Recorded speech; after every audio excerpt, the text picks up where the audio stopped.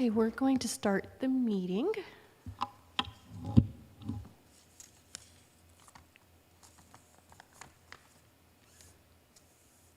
Recording in progress. Good evening, everyone. Welcome to the February 9th, 2023 Planning Commission meeting. The meeting is being conducted consistent with Assembly Bill 361, Government Code Section 54953, subsection E. The Planning Commission meeting includes teleconference participation by all members. We are conducting the meeting using the Zoom platform, streaming live on the city website and broadcasting on Comcast Channel 15, as well as via the city YouTube channel.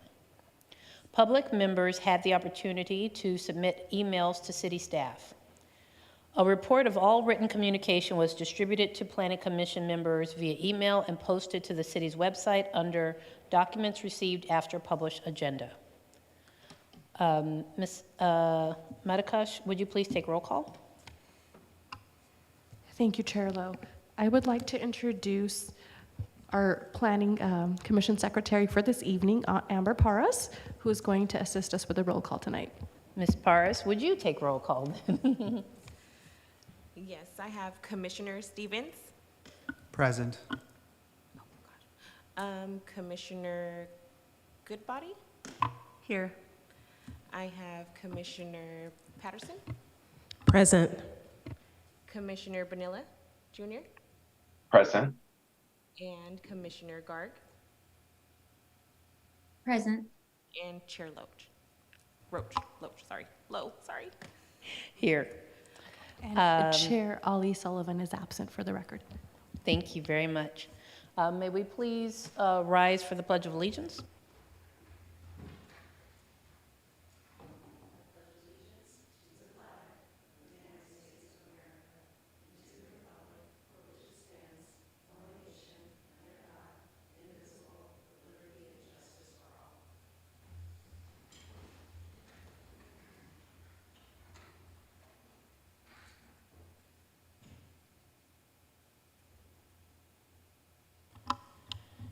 And at this time,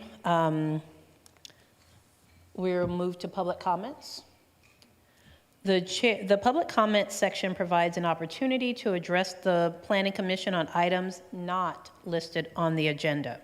The Planning Commission welcomes comments and requests that speakers present their remarks in a respectful manner. Speakers wishing to address the Planning Commission should limit their comments to 3 minutes.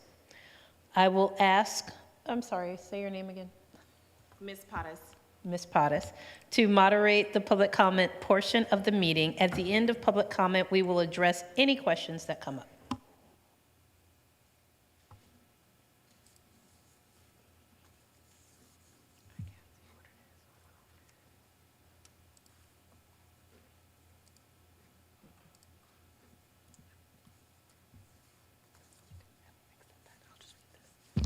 Community members wishing to join the meeting via Zoom can follow the information on the first page of the agenda, which is also displayed on the screen right now. Planning Commission members and members of the public participating by Zoom wishing to speak should use the raise hand feature. Members participating via teleconference wishing to speak should dial *9. In-person community members wishing to speak can scan the QR code located in the back of the room or complete the online speaker card. The chair will announce speakers in the order online cards are submitted. Thank you.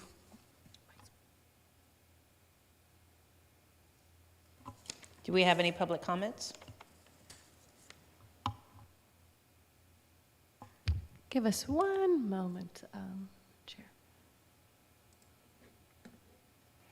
We do have one comment by Ms. Peggy Guernsey. Thank you. Go ahead.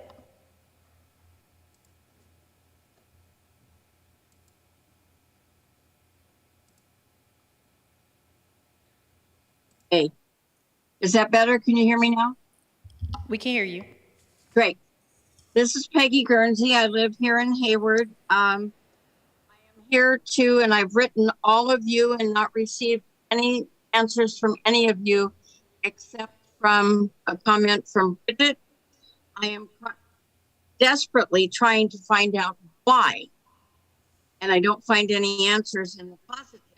Somebody to please tell me that it's a good thing to approve the increased sale and consumption of more alcohol in downtown restaurants.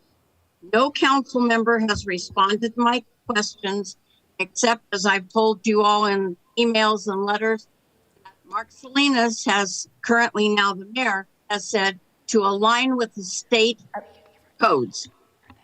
I don't see why we need to increase our alcohol sales to go along with the state. Increased alcohol consumption causes drunkenness, causes homelessness, causes DUIs, causes hit and run accidents, causes trouble all over the place. I know of nothing good that comes out of increasing alcohol. I don't see why we're focusing on the 4 little blocks or whatever it is in the downtown area. There are 29 establishments and places in that same area that alcohol can be bought and consumed already. I know people look and say, oh, that's 10%. Well, when my girlfriend was hit and nearly killed at the corner of B Street and Foothill, the person then crashed their car and abandoned their car. It was never found out if the person had been drinking.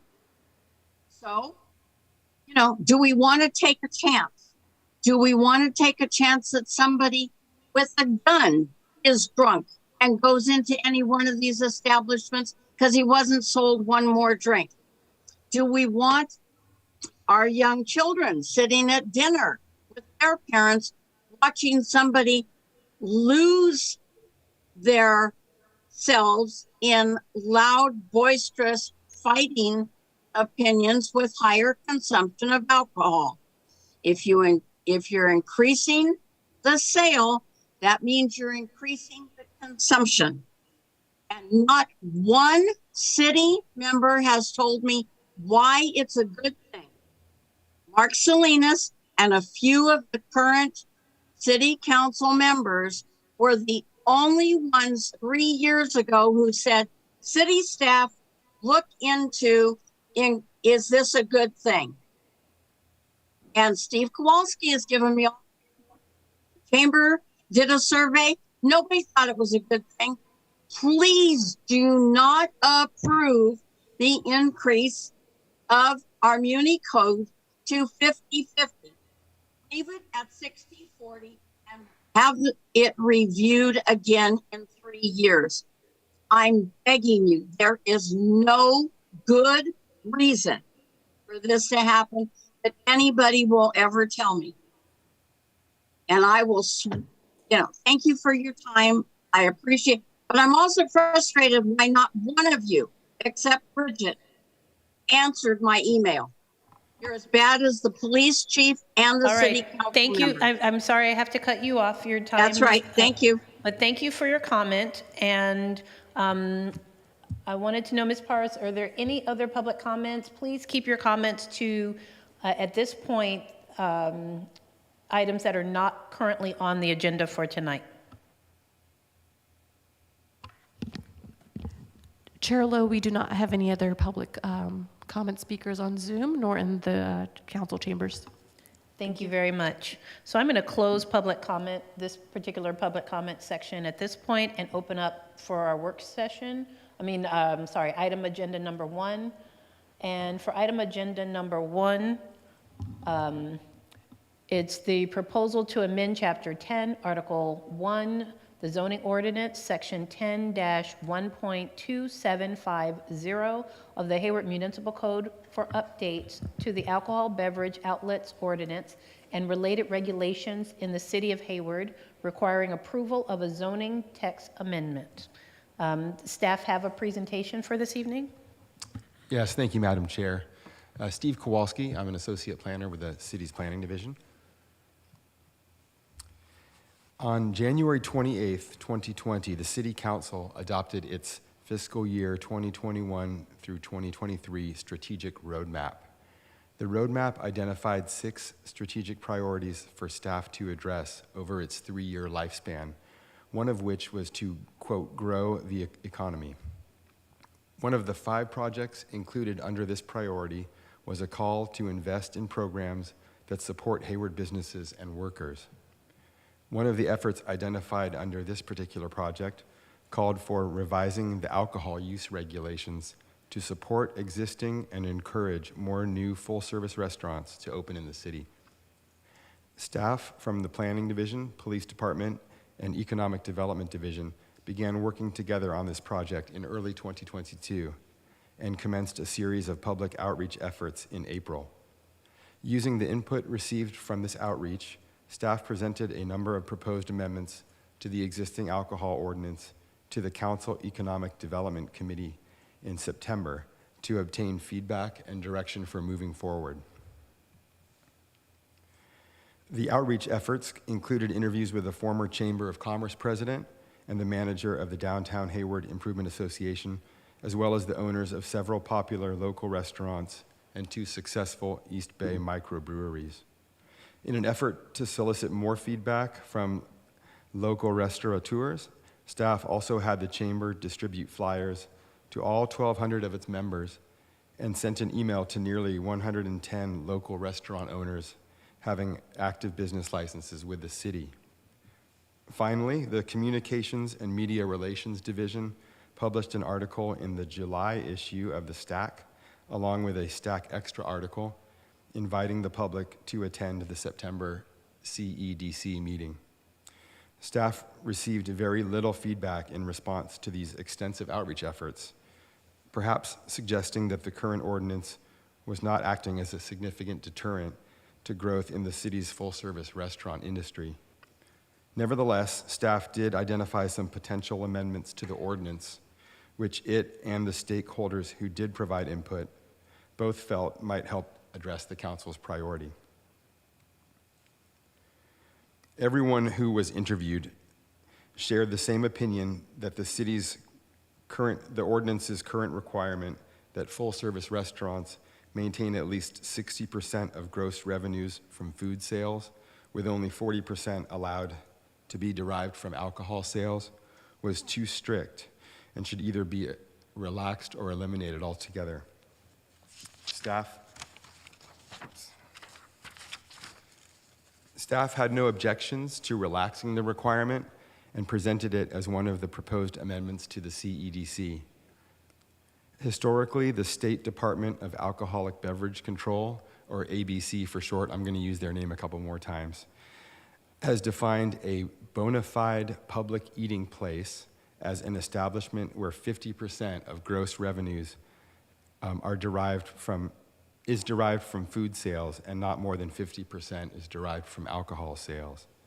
These types of establishments are allowed to serve minors and families with children because they function as restaurants rather than bars by offering full meal service in addition to alcohol service.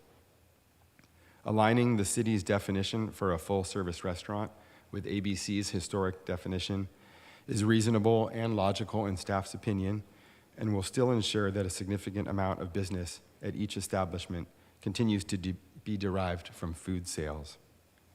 Another suggestion that came from both a local restaurateur and one of the microbrewery owners, which staff agreed could help achieve the council's goal, was to amend the ordinance's definition of a full-service restaurant to allow partnerships, wherein one entity owns the alcohol sales component of an establishment while another owns the food service component. This would enable one individual to open an establishment like a bar and grill or microbrewery with a full kitchen and lease or sublease it to a chef who provides the food service to the clientele and still allow the establishment to qualify as a full-service restaurant. ABC already allows this type of arrangement throughout the state, so it makes sense that the city could as well. And it may help to attract some alcohol-oriented businesses, such as microbreweries, to the city by giving their owners, who may not have experience running a restaurant, the ability to find a food service provider to handle the food service component of the operation. Similarly, another suggested amendment was to allow the kitchen to either be constructed within the actual establishment or as a separate freestanding structure on the site that is anchored to the ground and connected to all necessary utilities like water and sewer. The City Council, Hayward City Council, recently awarded an Oakland-based business called Arthur Mack's Tap and Snack financial assistance to proceed with a concept for a full-service restaurant with outdoor beer garden on a vacant lot on B Street, in which the kitchen and bar will both be housed in separate shipping containers that will be modified and outfitted with cooking facilities and alcohol serving facilities. As such, a precedent for this type of full-service restaurant layout with a freestanding kitchen separate from the bar has already been established in Hayward. The ABC already allows this type of arrangement as well, and allowing it would provide even greater flexibility for prospective owner-operators of hybrid business models wherein different entities own the alcohol service and food service components looking to locate in the city. To ensure that establishments utilizing these types of arrangements maintain food service at all times while alcohol is served, the proposed amendments would require that they only be allowed to operate under one of three specific types of ABC liquor licenses for bona fide public eating places: a Type 41 license, a Type 47 license, or a Type 75 license.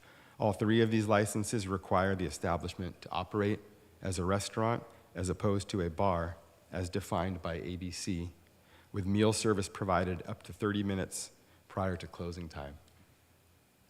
And one final suggestion from a prominent local restaurateur was to change the time when happy hour discount pricing for alcohol is allowed to start from 4 p.m. to 2 p.m. He believed that allowing happy hours to start earlier in the day could help restaurants better cover operating costs by capturing additional business from people whose workdays start and end earlier. Staff supported this suggestion on the grounds that it could help increase overall revenues for restaurants, but also included in the proposed amendment an earlier end time of 7 p.m. rather than 9 p.m., so that the overall amount of time when discounted alcohol sales are allowed wouldn't increase at all. The CEDC at the September meeting expressed support for all of these amendments, but one member did ask staff to explore ways to require that all alcohol serving establishments, both existing ones and future ones, provide patrons with information on safe alternatives for getting home in the event of overconsumption. Another CEDC member asked staff to look at the regulations of neighboring jurisdictions to see if Hayward's were more or less permissive, and study the recent history of alcohol-related crimes in the city to determine if a high percentage could be attributed to overconsumption at local restaurants.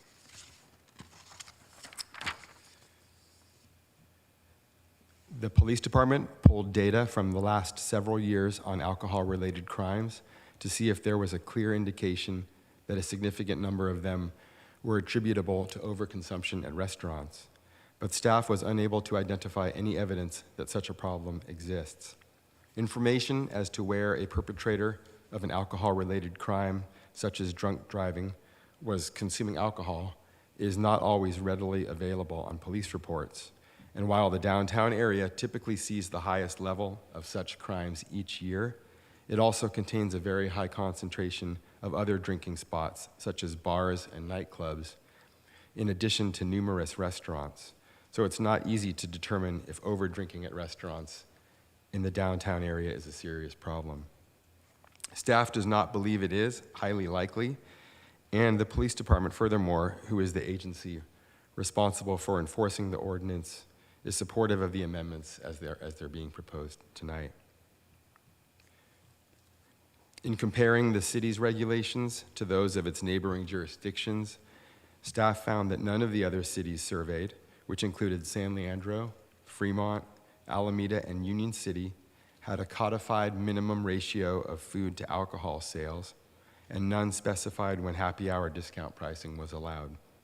Incidentally, none of the cities specifically allowed partnerships wherein separate entities own the food and alcohol service components of an establishment as well. So the city could have a leg up on the competition, so to speak, if it were to approve that particular amendment. Overall, staff found that the city's current regulations were generally consistent with, if not slightly more permissive than those of its neighboring jurisdictions. So the final list of proposed amendments that staff is presenting for consideration tonight are the original 4 that the CEDC endorsed back in September, as well as a 5th one at the request of one of the CEDC members that would require all alcohol serving establishments to offer to patrons who may have overconsumed information on safe alternatives for getting home rather than trying to drive themselves. Just to reiterate, the original 4 amendments, they're shown here, would relax the required ratio of food to alcohol sales from 60-40 to 50-50. They would amend the full-service restaurant definition to allow partnerships wherein separate entities own the alcohol and food service components to qualify as a full-service restaurant, but only as long as the restaurants have those 3 types of liquor licenses that I referenced earlier. They would allow alcohol serving establishments that have freestanding kitchens operated by separate food service providers to qualify, but again, only those establishments having one of those 3 liquor licenses. They would also change the allowable happy hour time from 4 to 9 p.m. to 2 to 7 p.m. And then the last one is the one that would require all alcohol serving establishments to offer information to patrons on safe alternatives for getting home. And that concludes staff's presentation. We're asking that the Planning Commission tonight consider the information before it and make a recommendation to the City Council to approve the text amendments as proposed. Thank you, and staff's available for questions. Thank you very much for your presentation. Now it's time for my colleagues to ask questions of city staff. So do we have any questions? Commissioner Patterson. Thank you, Commissioner Lowe, and also thank you to staff for the presentation. So I just had one of the clarifying questions that I had you actually answered, which was to explain the, what a freestanding structure would be like, so thank you for that explanation. I was just wondering, what would the patron safety information look like? Is that something that you think would be consistent across the different establishments, or would that be up to them to determine? Yeah, that's a great question. I failed to mention that we have Detective Gabby Wright from our Vice Division of the Police Department on the call, on the Zoom call, and that's going to be kind of the police department's, the police chief will ultimately decide what the medium will be, but Gabby might be able to speak to it better than I. We're thinking maybe a QR code that's there at the bar in the restaurant or next to the exit, the cash register or wherever, that a patron can scan, and then information will come up, Uber, Lyft, the local taxi services. But Gabby, are you on the call? Did you get the question from the commissioner? Yes, I did. Good evening. That's something that we're still working out. However, we think that as long as each restaurant or bar that they're providing some sort of information to patrons about alternatives getting home as opposed to DUI, that would be the best thing. But we're working on trying to come up with something. Yeah. Thank you. And as a related question, so just for clarity, would this apply to all alcohol serving establishments now, or just the new ones that may be attracted by our new policies? The requirement that they provide information for getting home safely? Yes. Yes, that would apply to all going forward. So the amendments to the ordinance would capture both existing establishments and any future ones. Thank you. And then just my other question was around statements that I saw in the staff report. So, and you did just go over it in your presentation as well. So it was on attachment 1 on page 8 of 9. It said that none of the cities surveyed, this was in relation to other municipalities' alcohol regulations and the research that was done. So it said none of the cities surveyed require a minimum ratio of food to alcohol sales or specify times when happy hour discount pricing is allowed. But then you go on to say, on page 9 of 9, that generally our Hayward's regulations are consistent with, if not slightly more permissive than those of its neighboring jurisdictions. So just wanted some clarity around that. I know there was some mention of things like live music and some other things that maybe are what you're referring to here, That's but exactly right. this Good catch. does not sound more Yeah, no, permissive. it didn't really flow that great, but the truth is we have, our ordinance is pretty, what am I trying to say? Not permissive, but not in a bad way, but it allows, for instance, it allows restaurants to have live music like a jazz trio or a mariachi band or something up until midnight. And most other cities, the other cities that I surveyed, I was looking through their codes, they don't allow that kind of thing. And frankly, probably not too many restaurants really. I think most of us probably don't think of a restaurant as needing to stay open until midnight and have live music. That seems like it's kind of delving more into the nightclub realm, but our code does allow it. And that's kind of one of the things I was referencing when I said ours are more permissive. And I think most other cities, I've worked for a few cities before coming to Hayward, most of them just kind of fall back on ABC's historic definition and say that the minimum has to be 50% of proceeds from food sales and 50% from alcohol. We do, that's one area where we are stricter. And I think past councils had a pretty, took alcohol consumption and maybe viewed it as a kind of a community problem, and so they enacted a stricter percentage than most cities do.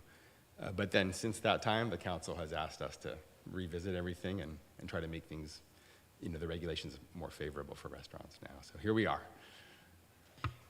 Thank you for the clarification. Commissioner Stevens. Thank you. I just had one quick question. On page 8 of the staff report, under alcohol-related crimes attributable to restaurants, there was an interesting statistic in there, and I wanted just to clarify I understand this correctly. It says during the past 4 years, there were an average of 397 alcohol-related arrests throughout the entire city. Is that 397 per year, or a total of 397 over a 4-year period? It's actually per year. And Gabby, you can correct me if I'm wrong, but Gabby was the one who had the statistics pulled. But it's an average of nearly 400 per year. That sounds like a lot, but if you think about it, there's 365 days a year. We're a large city. They're probably not, they're probably occurring largely late weekend evenings when everybody's been out partying and drinking and getting into trouble after. But Gabby, am I correct? You included the 2019 data, correct, Steve? Yeah, we went back 4 years. Yeah, so it looks like basically if you start out in 2019, so pre-pandemic levels, it was pretty high. And then since the pandemic, it's gone down quite a bit. But that number is correct. We do have over 300 reporting districts within the city of Hayward. And I don't know the exact number offhand, but we have about almost 190 on and off sale alcohol establishments. So that could either be somebody drunk in public, maybe from a liquor store, or maybe they had it in their house and they walked outside and they were drunk in public, or that they were potentially coming from a restaurant or a bar. Thank you for that. I mean, that number seems really low to me. So like in a city of this size, is that statistically low, or do you have an opinion about that? I do not know because I do not know the other cities and I don't have that available data. But what I can say is it seems at least like our drunk driving, it seems like it has gone down a little bit, at least from the two highest reporting districts, which would be our downtown and then off of Tennyson, that those numbers have decreased. So I think that that's a good thing. Thank you. I really appreciate that. What about online? Do we have any of the commissioners who are online who have questions? Sure. I have two quick questions. The first one is, I get where, this is proposing that 50-50. Is that on a monthly basis or an annual basis that these, that these requirements are going to be expected to be achieved? I'm guessing here, but I think it's probably monthly. But honestly, the city, we're not in the police department doesn't have the resources to go and review all the rest, all of the city's alcoholic restaurant establishments books. So, I think it's probably monthly. I don't know if. Okay. And then I guess that was my next question, which is, is there any kind of auditing or enforcement that happens to make sure that, we don't have restaurants that are, 60% alcohol and 40% food? Or is it just when there's a complaint, then there's an investigation and then they look into it? Yeah, I think it's the latter, Commissioner, that if we seem to be having trouble with one particular spot and having a lot of alcohol-related crimes originating from that spot, then the police department might open an investigation. And Gabby, if you want to chime in here and add on to the answer, I don't know if there's anything else you want to add. No, I think that you answered it, that if there was, if we did start getting a complaint that maybe a restaurant with a type 47 license is now operating more of a type of bar, that's something that then we would look at. We would then have a discussion with the alcohol licensee, inform them of our ordinance, and then see if we can figure out a way to get them back on track, especially if this 50-50 gets approved, have them go that way. Otherwise, if it seems like they're still going down the road of alcohol only and not much food sales, then we'll work with ABC and we'll work with them and try to figure out some sort of resolution. Got it. And then my final question is there a particular reason why we still, I guess, why we're looking at having happy hour sort of restricted hours? I get we're moving it from 2 to 7, but other cities around us, may not have the same requirement. So I'm just wondering, was there any thought given to just kind of eliminating this in Hayward? And if there was, why did we choose this, I guess? I think that having a strictly defined happy hour time frame was one of the things that the previous council that was concerned about, alcoholic consumption in general wanted to impose on the city's establishments. Honestly, none of the stakeholders that I interviewed said, get rid of the limitation altogether. It's crazy. They just the one restaurateur who did have an opinion on it just thought it would be good for his business and other businesses that have bars in their restaurants just to move up the happy hour to make it start a little earlier to try to capture some of those people that get off work much earlier than the standard 5 o'clock or 6 o'clock hour. So we didn't consider eliminating it altogether because it never came up, frankly. Got it. Thank you. Those are my only questions. Any other commissioners online would like to speak? Hi, yes, I have a few questions, and some of them are actually follow-ups to questions that were asked by some of my fellow commissioners. Once again, I want to clarify this, this notion of Hayward's regulations being more permissive than surrounding cities. My read on the specific recommendations that we're considering today, in none of these cases we would become more permissive. In fact, in many cases we'd still remain, as Commissioner Bonilla just pointed out, more restrictive than our neighboring cities, because we would still have, say, restrictions on happy hour time frames. So I want to clarify that is true, right? None of the proposed amendments here would actually make us more permissive than our neighboring cities. Is that a correct interpretation? So in these categories? The one thing that I found, and I think it's because it's a pretty, what am I trying to say? A relatively recent phenomenon, a pretty forward-thinking idea to have this business arrangement where one person can own a bar and have a full kitchen inside of it and then lease the kitchen out to a totally separate entity who runs the kitchen and provides the food service. So in essence, you have two different businesses operating under one roof. And none of the other cities' ordinances talk about that. Because again, I think it's just too new of an idea, and nobody's really none of the city's municipal codes have caught up with an idea like that. So we would be the first city of those, of the 5, including Hayward and the 4 that I surveyed, that would allow that to occur as an arrangement for a full-service restaurant. So that would make us more permissive in that regard. But other than that, no, you're right, Commissioner. Okay, and just to clarify though, do the other cities' ordinances preclude it, or are they just simply, is that arrangement not addressed? They're silent on it. It's probably, again, this is an idea that's, I think, pretty new out there, and cities, it takes a while, it takes a long time to update an ordinance in a municipal code, and city staffs aren't going to do it unless their council and their mayors and council members direct them to do it. So I'm sure it's just that those cities haven't, either nobody's gone to that city and said, hey, I want to open up an establishment, but I don't want to run the food service component. I want to bring in my friend here who's a chef. And the cities said, oh, okay, let's change our rules to allow that kind of arrangement.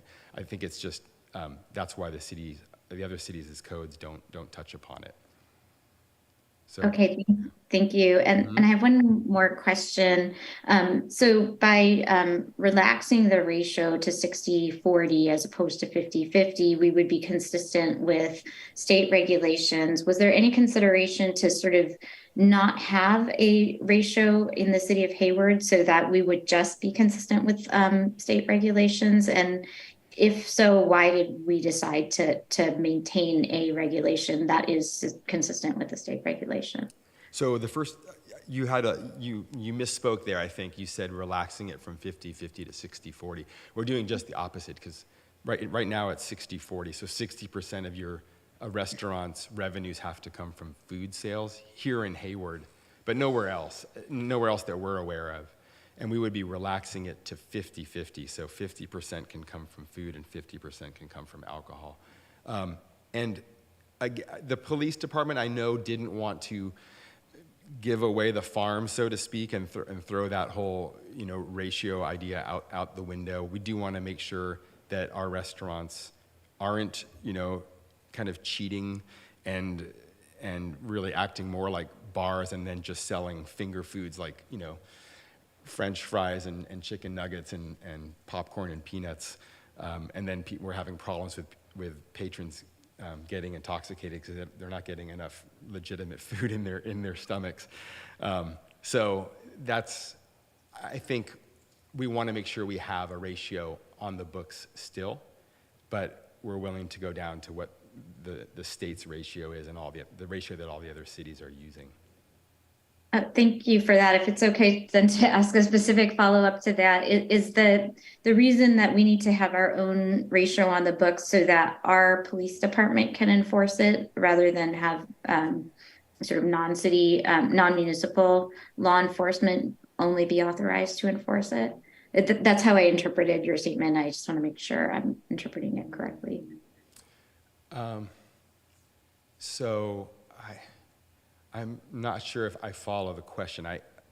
The police department would be the entity that checks if we have a problem. We're not going to be going out there and proactively enforcing it. But if we start to sense that there's a problem coming from one particular spot here in Hayward, the police department could go in and ask to see the establishment's financials and determine if they are in fact, complying with that 50-50 requirement. Did that answer your question, Commissioner Garg? I'm not sure. My specific question is the ratio, the 50-50 ratio requirement would still be in effect if we were consistent with the state regulation. I mean, if we just sort of had the state law apply. And the question I'm asking is, does the Hayward Police Department have sort of additional authority, or is it easier for them to enforce a ratio if it's also a Hayward ordinance as opposed to only a state regulation? Yeah, that I'll, makes I'll sense. jump in quickly, Senior Blanton, or Senior Planner Blanton. Detective Wright can also speak to this, but our police department and ABC, who's the other agency that monitors this and is responsible for enforcing it, work closely together. That would happen whether it's in the regulations or not. To your point, yes, like the 50-50 would be the standard regardless because they're still subject to the ABC regulations. There are some entities in the city, specifically our code enforcement division, that is focused on implementing and enforcing the city's code. So yes, there might be a little less ability to do that for some of our divisions, but no, our police department works with ABC regardless, so they would be involved in enforcement of that. I do think to Steve's point, there is some value in stating that clearly in the code if that is an objective that the city wants to maintain. Let's say, for example, ABC changes their standard later and we don't necessarily, like let's say ABC, drops it down to 40/60 and we don't necessarily want to do this. This gives the city a little bit more control to say whether we want to stay the same or if we just want to completely defer to ABC. Okay, thank you very much. I don't have any more questions. Thank you. Commissioner Goodbody. Thank you, Commissioner Lowe. Can you walk me through how the licensing would work if a secondary license were to come in to an existing establishment and utilize their kitchen? Would that business So- be required to be licensed separately, or would they be carried on the other business? Oh, hey, Gabby, did you catch the question? I'm not sure if I'm going to know the answer to this one. So there would be one license for the establishment, and it would be the holder of the license would be the one who's selling the alcohol. But yeah, how does it work? The nuts and bolts of it, I'm not sure that. I definitely don't know the answer. I would be guessing. Hey, Steve, I think, so from my understanding is there would be one license for that particular location. However, food sales and alcohol sales, so there would be the partnership. So both of them would have to be on the license. Both of them would have to be approved by ABC to operate at that location. I'm not sure of the exact ins and outs, but ABC would need to know about the partnership as well as the police department. We would know that as well. Thank you. And so then ideally both of the applicants then for this license would also be subject to the county public health food inspector training and all that stuff. Okay. My other question was on the happy hour. 2 o'clock seems a rather early start. We work and commute from many different places, and a 7 o'clock end time just seems kind of early for people that have to commute to work and have other obligations and things. I'm wondering if we could consider a compromise and do a happy hour maybe from 3 to 8. So that's definitely, as a body making a recommendation tonight on these amendments, you can certainly request that staff change the proposed hours for the happy hour discount pricing. Okay. If the majority of the commission agrees with you, yeah. The numbers weren't, staff did not come up with those times. Those times were recommended by one of a local restaurateur who owns several establishments in the city. So, we valued his input, and I think some of the other, there's a gentleman here in the audience that's going to want to speak here shortly.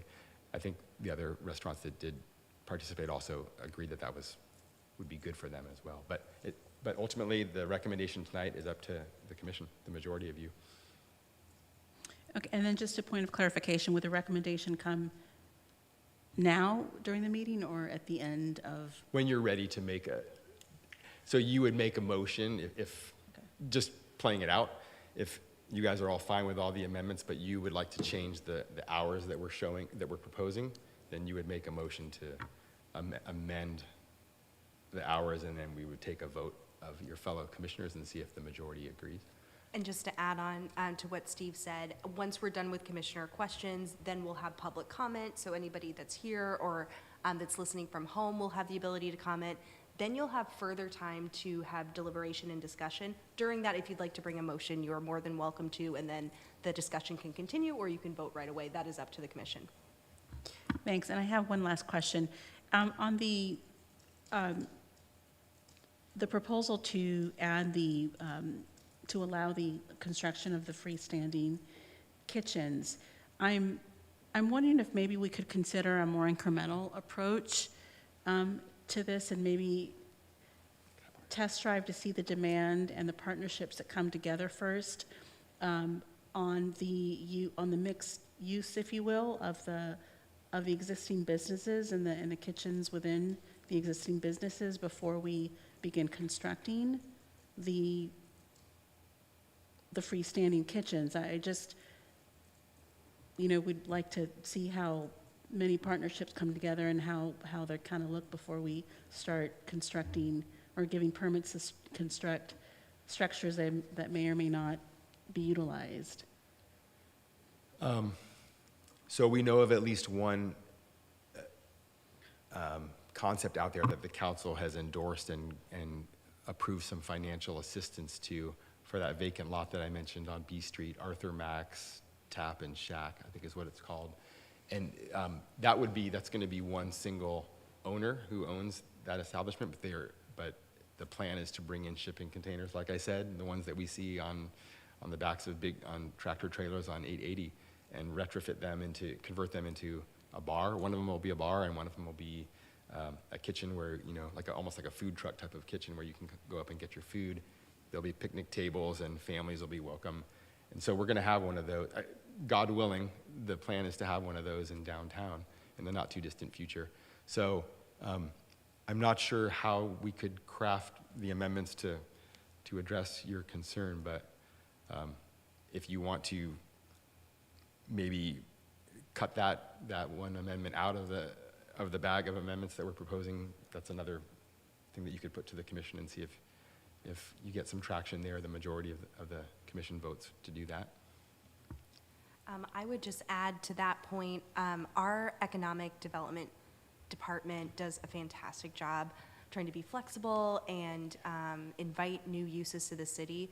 Sometimes existing businesses are just constructed in such a way where there's not space to add a kitchen, or it's more constrained. We're doing something a little bit more, even though it's a permanent structure, and it's following all of our building codes, it's a little bit more pop-up in nature, can be a more attractive or feasible entry point to some of these smaller businesses that aren't quite ready to invest in the tenant improvements in a more typical structure. So just something else to keep in mind. Part of that provision is to allow for some of these more temporary but still permanent fixtures in downtown, just to help incubate some of these smaller businesses.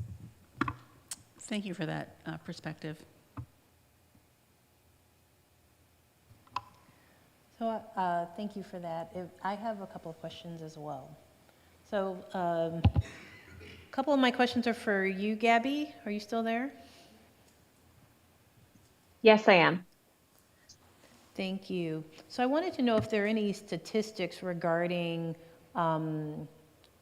you mentioned earlier that before the pandemic there were real problems with alcohol use, and I was wondering if there are any statistics regarding those sorts of problems or DUIs as it relates to happy hour hours. So I don't have that data readily available. So when we pulled the data, we pulled 2019 all the way up until I think about September, October of 2022. And what we saw was that the alcohol related arrests and the DUIs, that those were higher than where we're currently at 2022 when the data was pulled. Now, that could take some time of our analysts having to go through and then looking at the times of maybe when the DUIs were, when that person was arrested. However, it's not always readily available within the police reports. Police officers will generally ask a question, hey, have you been drinking? They may ask, where were you drinking? But that would require going through each and every single police report to see if that information is in there. So it's not something that's readily available. Thank you.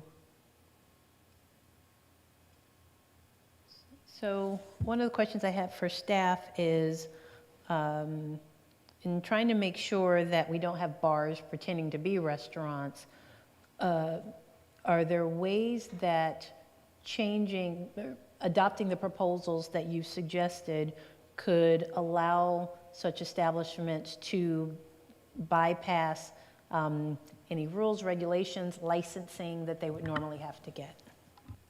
So I talked about the establishments having to have one of 3 different types of liquor licenses. All 3 of those liquor licenses, I don't know if you guys care, but a type 41 is for a restaurant that just sells beer and wine. Like you go down to a Chinese restaurant, you want to, a beer or a glass of wine with your dinner. A type 47 is an establishment that has a full bar inside the restaurant. So you can get a cocktail, a beer, wine, you can get a shot, a margarita, whatever. And then a type 75 is like a microbrewery where they actually brew the beer on the premises, but they have a kitchen and you can get a food and you can have dinner. And you can get beer from the establishment. The establishment can also have other brands of beer on tap and then wine as well, and you can drink, those are your drinking options. What we're saying is any establishments that operate through these partnership ideas that I threw out there would have to have one of those 3 types of licenses. All 3 of those licenses require the establishment to have full meal service all the way up until 30 minutes, like last call, 30 minutes before closing. So we would approve a liquor license for one of those establishments, and then with the assumption that the operators are going to follow those rules of ABC. We're not going to be out there policing, but if ABC finds out that one of them is selling way more alcohol and not providing nearly enough food service, then the city's going to get involved, the police department will get involved and work with ABC to either right the wrong that's taking place at that establishment or shut it down if worse came to worse.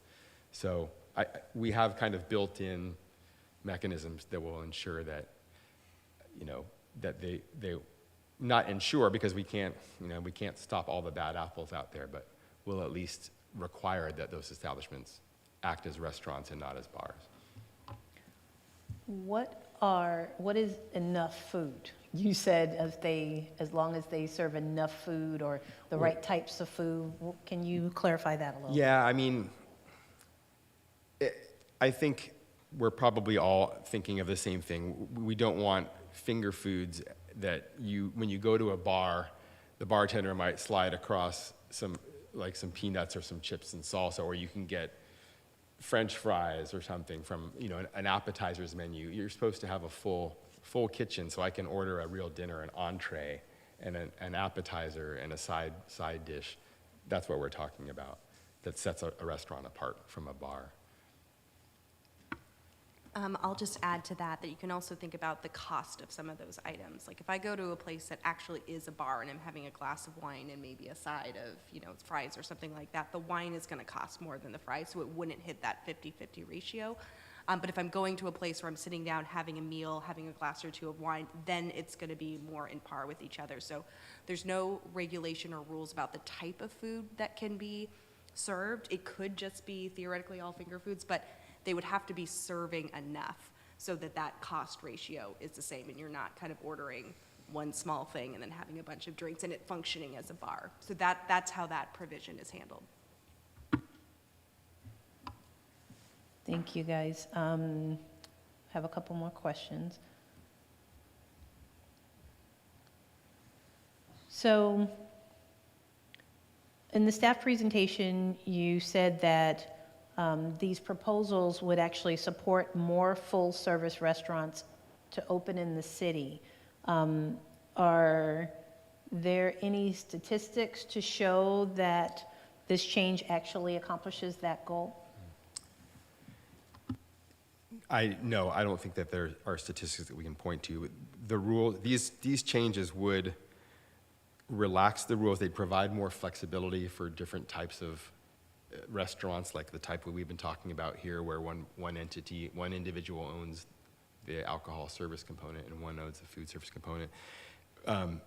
I know the Economic Development Division has been approached by at least one microbrewery operator who's very interested in opening a microbrewery, doesn't want to provide the food service, but is willing to build a kitchen for somebody who does. So these changes would allow that kind of operation to establish itself in Hayward.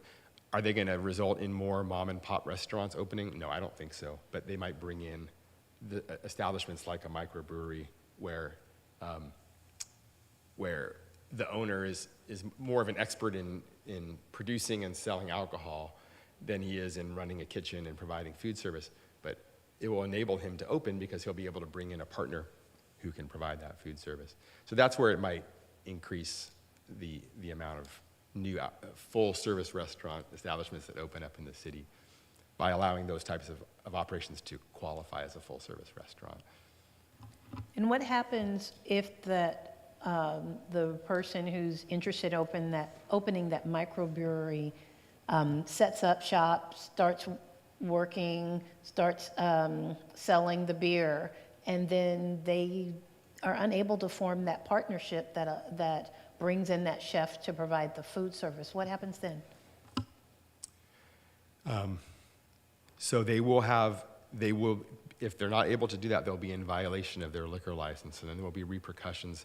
The police department and the Department of Alcoholic Beverage Control would have to step in and enforce the regulations and ensure that, I mean, we're not going to go in and shut the guy down the very next day, but we would say, hey, we're pointing to a liquor license. You're required to operate as a bona fide public eating place, which is an ABC's terminology for a full-service restaurant, and you need to get a new food service provider into your kitchen. Otherwise, you're going to be in violation of the license, and then worst case scenario, the Department of Alcoholic Beverage Control could pull the license from that operator and shut it down if need be. But hopefully that would never happen. So, and Gabby, did you want to add anything to my response? No, I think that you answered it. It's ultimately, it's going to come down to ABC because if that's the type of license that they came in for with that partnership, and if one partner falls off, I think ABC has some sort of protocol for that because I'm sure that they've come across this situation before. But it's ultimately, they're going to have to come up with another partner, or they may have to apply for a different type of license, and then in which we will then have to evaluate. I'm sure Steve could probably touch on that, if they would have to require a CUP, or if they can kind of continue operating with a new license type. And Gabby, you might have already answered this actually, but you said that before COVID, you saw a higher ratio of alcohol-related incidents than you see now. And obviously people were at home throughout most of COVID. Do you see any trends right now over the last 6 months? I'd have to look specifically at the data. There hasn't been that much that's been brought to our attention. Generally, when we do see problems with either problem premises, our officers are pretty good about notifying our unit about the situation that they're seeing. A lot of stuff that usually has to do with whether they're seeing a lot of drunken public, or maybe that a place may be contributing to crime in the area. Recently, we haven't been notified of any establishment with that. Now, that's not to say that that's not happening, but we would have to look kind of more at the data. But from what we did pull for the 2022 compared to 2019, it is lower. And when the police department was first, or as far as when you've got into it, Gabby, when the police, let me start over. When the proposal was presented to the police department, did the police department immediately think that this was a good idea, or was this a compromise? For what specifically? Are you talking about this, like all four of these proposals that are being brought forward right now to the changes to the ordinance? Yes. I think that based off of what these are, I think that these are very aligned with state. It's not going to increase any kind of overconsumption, at least the way that it's worded. I think dropping it to the 50-50 is more aligned with with keeping it for ABC. Now, they don't have a specific regulation that says alcohol establishments have to be 50-50. It's a general type of rule that's not really enforced unless it's put onto a specific alcohol licenses conditions. So I think that keeping that is going to help us maintain those establishments that want to be restaurants and keep them as restaurants. I know with the happy hour, I think changing the hours, I think is more reflective of a true happy hour. And if businesses choose to have happy hour during that time, that would be good. We also encourage businesses that if they are going to offer happy hour to also offer specials on non-alcoholic beverages, as well as food services as well. And then as far as the freestanding kitchens and kind of expanding our definition of the full service restaurant, that's something that ABC already allows. So I think this is kind of more of just cleaning things up in the ordinance. Will changing the happy hour hours affect staffing for your department? I don't believe so. If for whatever reason we notice an increase in alcohol consumption and we can pinpoint it down to the happy hours, it would probably be coming maybe from like a specific establishment, in which that way we would then approach that business and talk with that licensee and try to come up with changes. But I don't foresee that, but that's not to say that that could not happen. Thank you so much for your patience in answering all of my questions. Of course. And staff as well, I appreciate it. The public is now invited to comment on this item. Sorry, excuse me, Chair. Commissioner Garg is raising her hand. I'm sorry, Commissioner Garg, I can't see the hands raised on Zoom. Go ahead. No problem. Thank you very much, Vice Chair Lowe. I had one follow-up question to some of the questions that were asked by Commissioner Goodbody. And I wanted to understand with the proposed amendments with the freestanding, the allowance of sort of freestanding kitchen on premises, and also the allowance of having, different providers for food and alcohol. Would this ordinance, how would the permitting process work? Would it be sort of an automatic permit if someone applied for this, or would there still be sort of review of the likelihood that the applicant could attract, say, if the applicant were a microbrewery, that they would be able to attract a chef, that they have a viable plan to do so? Just kind of trying to understand like how likely is it that we would end up with projects that were constructed with the idea in mind of having two different owners, but they never successfully accomplished that? I'm not Gabby, do you want to start trying to answer that one? Do you know? Steve, if I can jump in. Please. And Commissioner Gard, please correct me. Feel free to interrupt me if I'm misinterpreting your question, but it sounds like you're asking what the permitting process would be if it's something that we would require staff level review of the business plan prior to operation of this type of business. My understanding, and I'll look at Steve also to correct me if I'm wrong because he's the expert on this, by amending the code in this way, we're essentially treating these type of businesses similar to how we would a restaurant, which is a permitted use in many of our zoning, not all, but many of our zoning districts. As a permitted use, it doesn't have to go through the same sort of level of review that bars would, which go through a full CUP process. They have full staff review. We bring them to this body for approval. But that being said, they still will have, a business license. They'll have their ABC license. They'll still have a number of documents that specify that they need both the food operation component and the alcohol operation component, specify that both have to be in operation at all times, and give us a mechanism for enforcing that if, again, we get complaints that say that they're not. But correct, if the amendments go through as proposed, we would be treating that similar to we do most restaurants in the city, which is we would not be requiring like a staff level review of their business plan ahead of time. Thank you. That answers my question.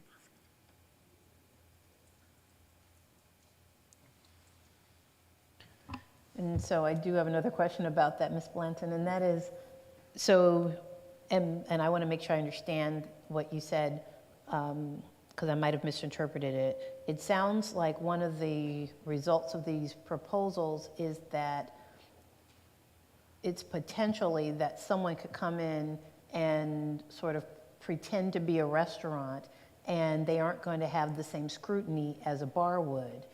And I'm a little concerned about those lines being blurred. That's true. I would also venture to say that's true now. Somebody could come in now and say that they're a restaurant and we're doing 60-40 service, but really they're doing, say, 80% alcohol sales and 20%.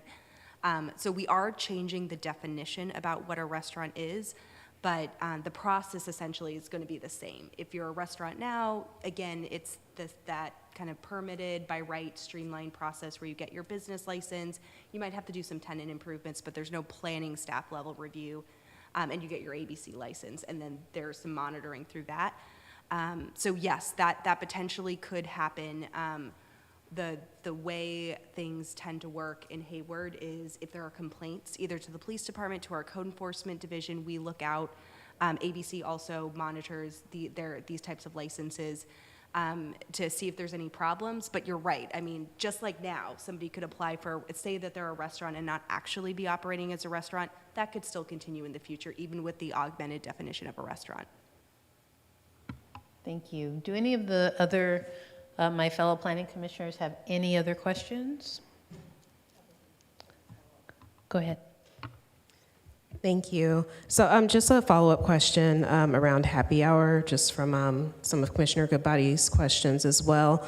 I was just wondering if it was actually the original intent to extend happy hour times, because it actually refers to that in the staff report.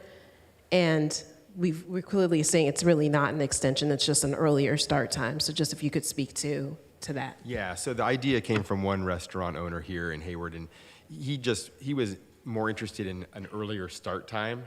And just in my discussions with him, I said, so the happy hour, his idea was just to have it start at 2 instead of 4, from 2 to 9. And I think myself and Gabby, we were thinking that's a long time for a potential happy hour discount pricing to be offered. So I suggested to that restaurant owner, I think the city could probably live with that, an earlier start time, but I think we'd also want to move the end time up earlier, you know, to what am I trying to say? To correspond with the earlier start time.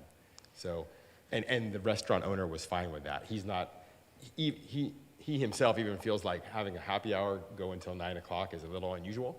I don't think you find that anywhere. Usually happy hours end around 6 or 7. They usually end too darn early, right? You get to the restaurant at 6:05 and it's like, oh, you missed it. It was at 6. It's over at 6. So, but he was fine. This particular restaurant owner, who was the mastermind behind that amendment, was fine with it ending at 7 o'clock.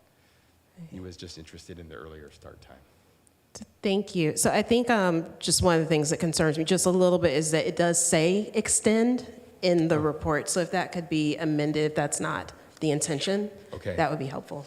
Okay. I apologize for that. I think in the ordinance, in the proposed amendment to the ordinance, we don't mention extension. We just we cross out 4 to 9 and we replace it with 2 to 7. So sorry for the confusion. Any other commissioners have any questions? Anyone online? Okay. At this point, the public is now invited to comment on the item. And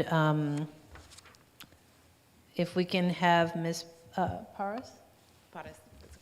Sorry. It's okay. If you could please conduct this portion.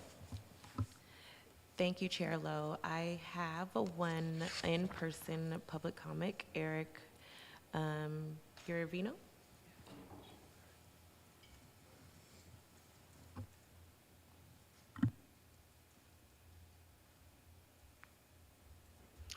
Hello, my name is Eric Iavarino. I own a couple establishments in Hayward, one of which being the Dirty Bird Lounge. I own an establishment in Alameda and in Oakland. The Alameda is a wine bar, cocktail bar, restaurant, and the other one in Oakland is a Type 48 bar.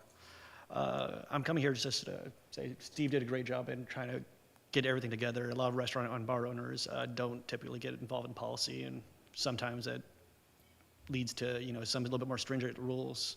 I just kind of want to address a couple of the questions you guys had, because I come from, 22 years of experience and 14 of which are ownership.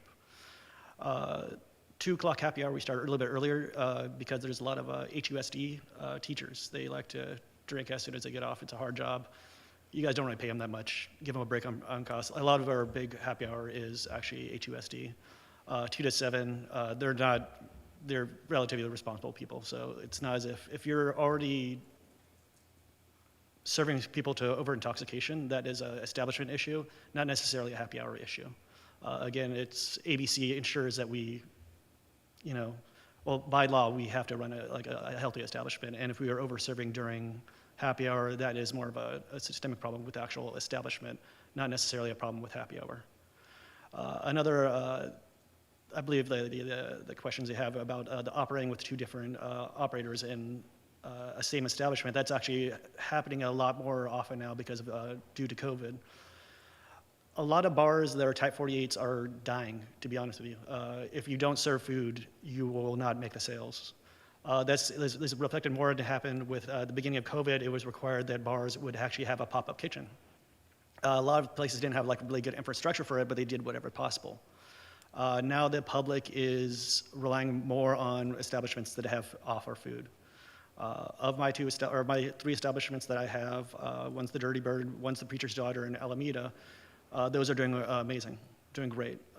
The one in Oakland, I'm actually selling because we cannot garnish enough sales. We're amongst a lot of restaurants, and the public definitely does not, they don't go to bars as much just to drink. That's a change in the trend.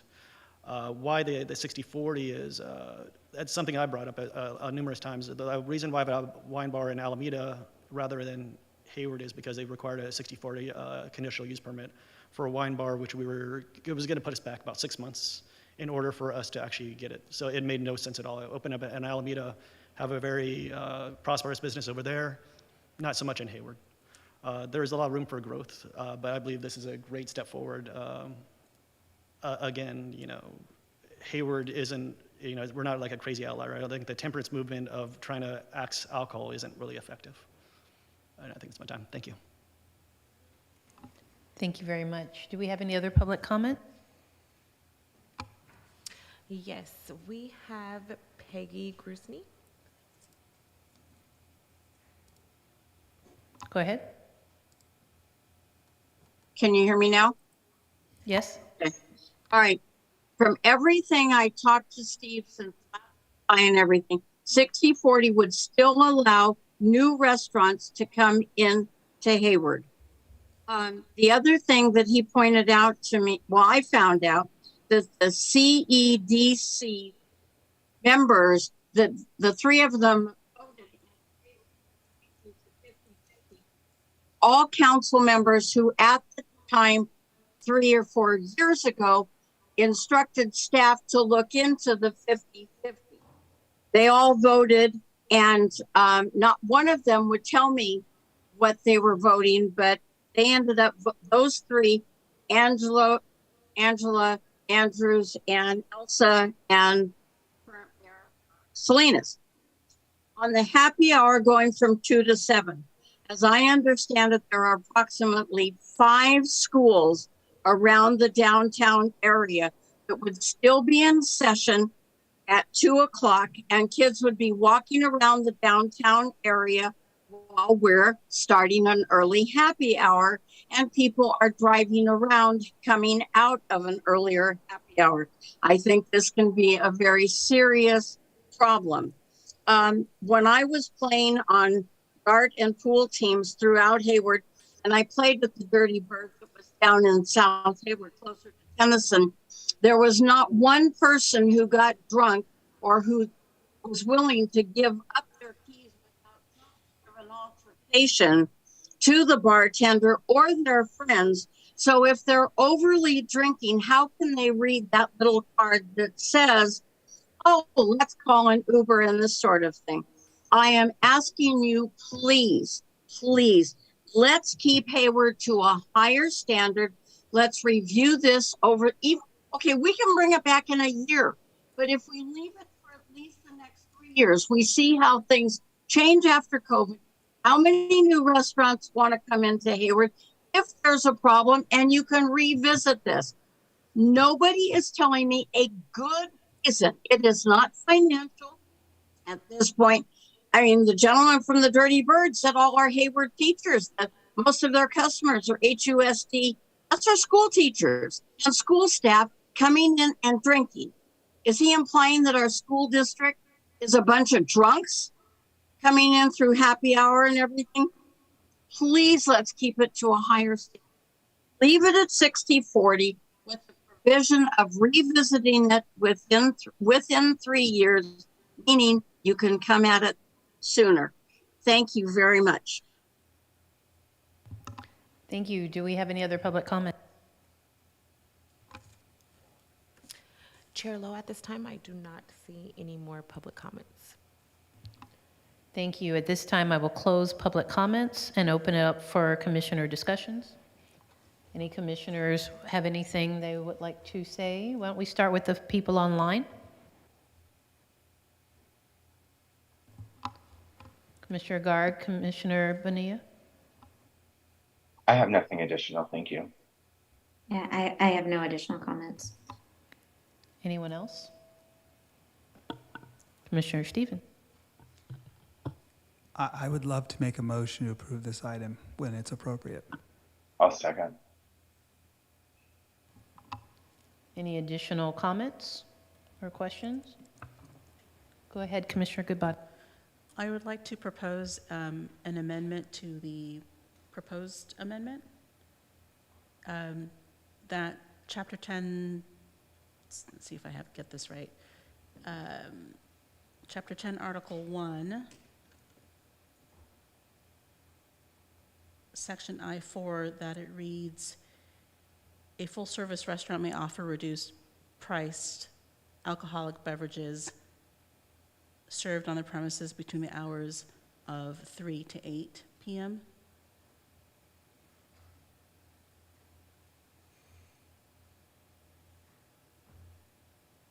Commissioner Stevens, do you accept that amendment? Yes, I accept that amendment. Thank you. And do we still have to ask if Commissioner Bonilla accepts it as well? Okay, do you accept that as well? I guess I want to know a little bit more as to why. I think there was a lot of research done by city staff to come up with this 2 to 7. It seems like it's supportive of the restaurant. So I guess I don't understand the rationale to change the recommendation that's in front of us by an hour.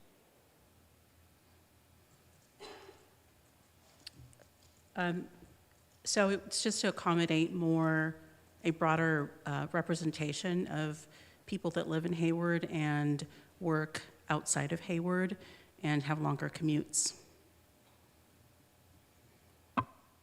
Yeah, I'm fine with that. I didn't hear what you said. What did you say? I'm fine with that. I don't have a strong preference either way. I'm fine with it. Okay. I do have some comments. I was curious, and first of all, I do want to thank you for your presentation. It definitely helped me to in this process, so thank you for that.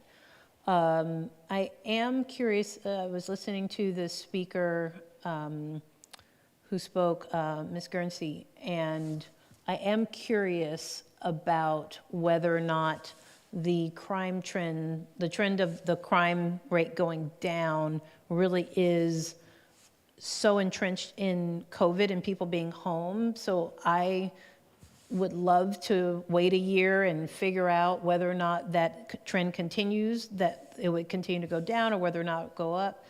But it seems like this is something that we need to decide at this point. So I'm prepared to make a decision, but that is something I'm curious about as to whether or not that would be, I'm just curious about that trend, because what I remember hearing at least when I had only been in Hayward for a couple of years, is that the downtown area, the bars in the downtown area really caused a lot of problems, and there were a lot of problems stemming from the bars downtown.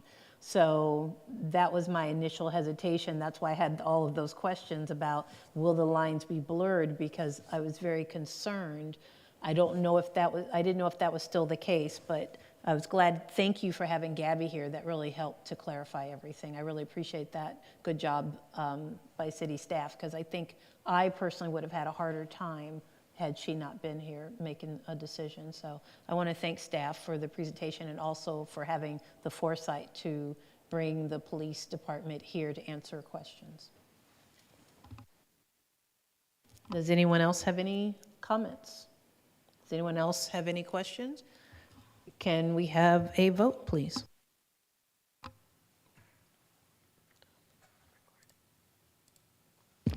Okay, Commissioner Stevens, Yes. Commissioner Goodbody, Aye. Commissioner Patterson, Aye. Commissioner Garg, Aye. Commissioner Bonilla Jr., Aye. Chair Ali Sullivan, absent, Chair Lowe. Aye. Thank you.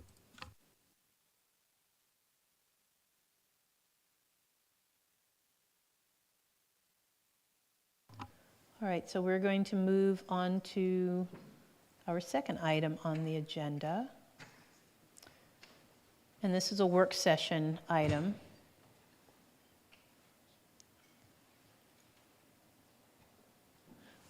This work session item says 23-001, parking analysis for Hayward residential design study. And does staff have a presentation? We do. I'll give a moment for the presentation to pull up on the screen. Okay, Taylor's telling me it is on her screen. Okay, great. Good evening, commissioners. Again, Elizabeth Blanton, senior planner, and I'm here this evening with assistant planner Taylor Richard to present the analysis and recommendations of a parking analysis that was conducted as part of the Hayward residential design study. As the vice chair just mentioned, tonight's item is a work session, so we won't be asking you to take any specific action, but rather to provide feedback on the recommendations contained within this analysis. So as a reminder, back in 2020, the city was awarded an SB2 grant from HCD to complete various housing-related projects.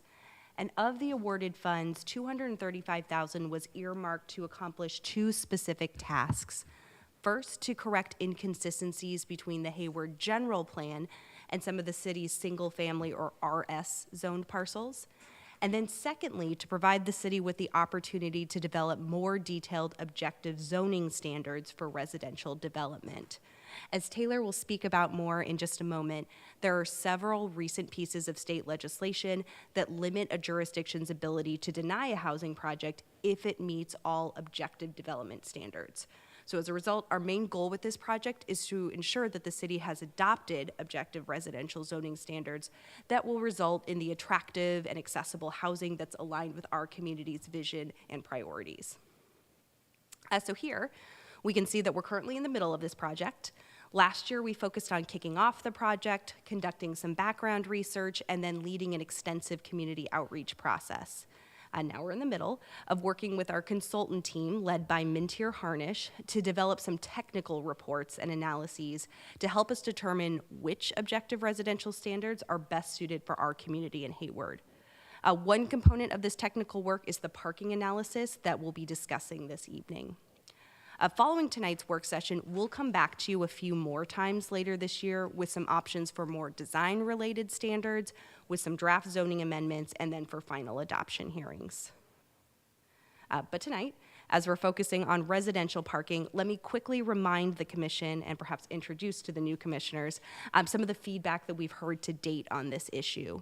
So at the project's kickoff meeting, which was last February, and it was a joint session of the Planning Commission and the City Council, staff was provided with the following direction on how the project should address parking.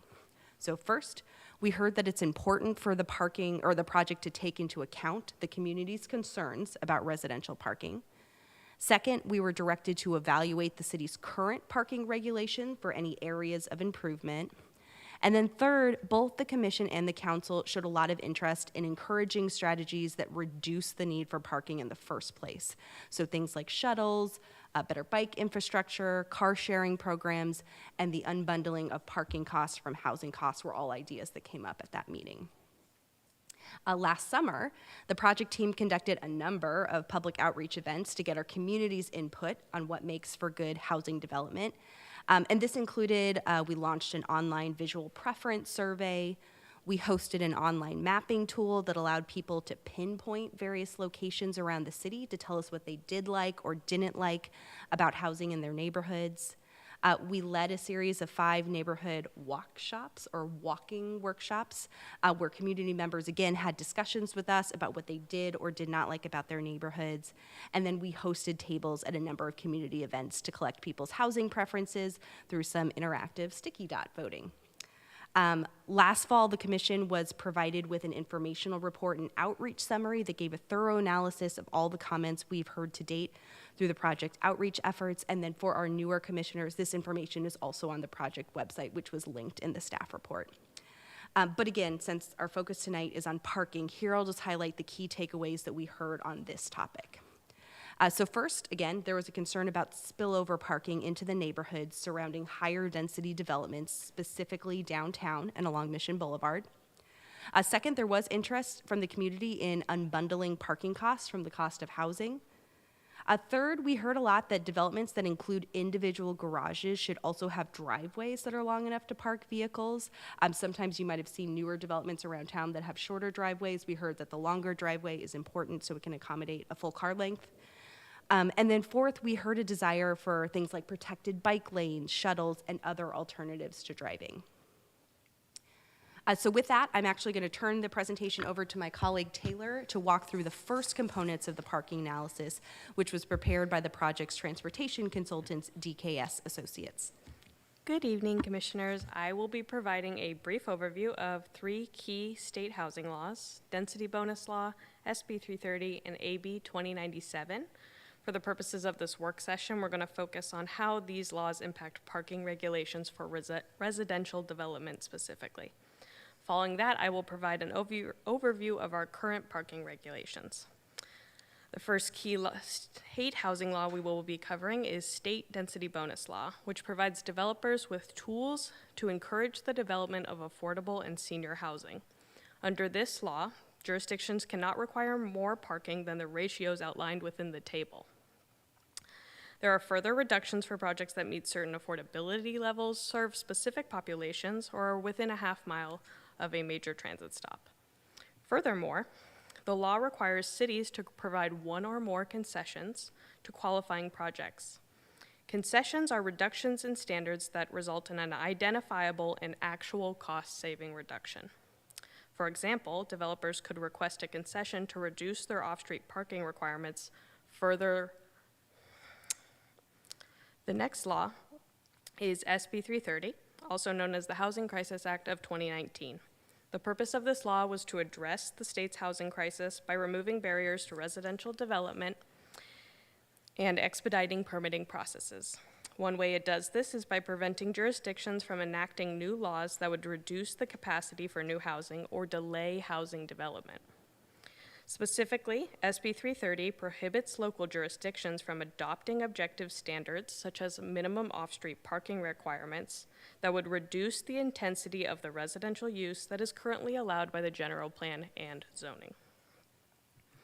The final law we will be covering is the newest. It's AB 2097, which the governor signed into law last September. This law eliminates minimum parking requirements for residential, commercial, and other developments within a half mile of a major transit stop. State law defines a major transit stop as an existing rail or rapid bus transit station, a ferry terminal served by either bus or rail service, or the intersection of 2 or more major bus routes with 15-minute headways during peak commute times. Within the city of Hayward, there are 3 qualifying major transit stops: Hayward BART Station, South Hayward BART Station, and the Hayward Amtrak Station, as indicated on the map by the red and orange circles. There are 2 routes, Route 99 and Route 10, bus routes, that are close to qualifying as a major transit stop, with headways of 20 minutes and 17 minutes respectively. These routes are shown on the map as red and yellow lines and generally run the length of Mission Boulevard. AC Transit, which provides bus service to the city of Hayward, is currently undergoing a network redesign, which may increase service within the city, therefore limiting the city's ability to enforce parking minimums in additional areas. That concludes the overview of state housing law. Overall, the state legislature is focused on streamlining and incentivizing housing development to address the state's housing crisis. One of their methods of doing so thus far has been by reducing parking regulations.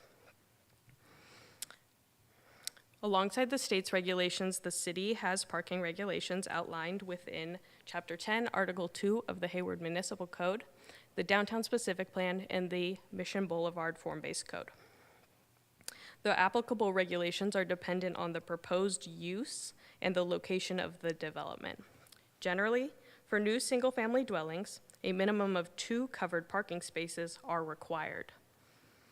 However, if there is no street parking on both sides of the street, then 2 additional uncovered parking spaces are required. These 2 additional uncovered parking spaces cannot block the covered parking spaces. Therefore, or said differently, driveway spaces in front of a garage do not satisfy this requirement. The following diagrams demonstrate these regulations. The cars in blue indicate the required parking in both scenarios. Moving along with the parking regulations for multifamily dwellings. These regulations on the screen apply to areas outside of the Mission Boulevard Code and the Downtown Specific Plan area. The parking regulations for those dwellings will be provided on the next slide. For studio units, 1 covered and 0.5 uncovered parking spaces are required. For 1-bedroom units, 1 covered and 0.7 uncovered parking spaces are required. And for 2 or more bedroom units, 1 covered and 1.1 uncovered parking spaces are required.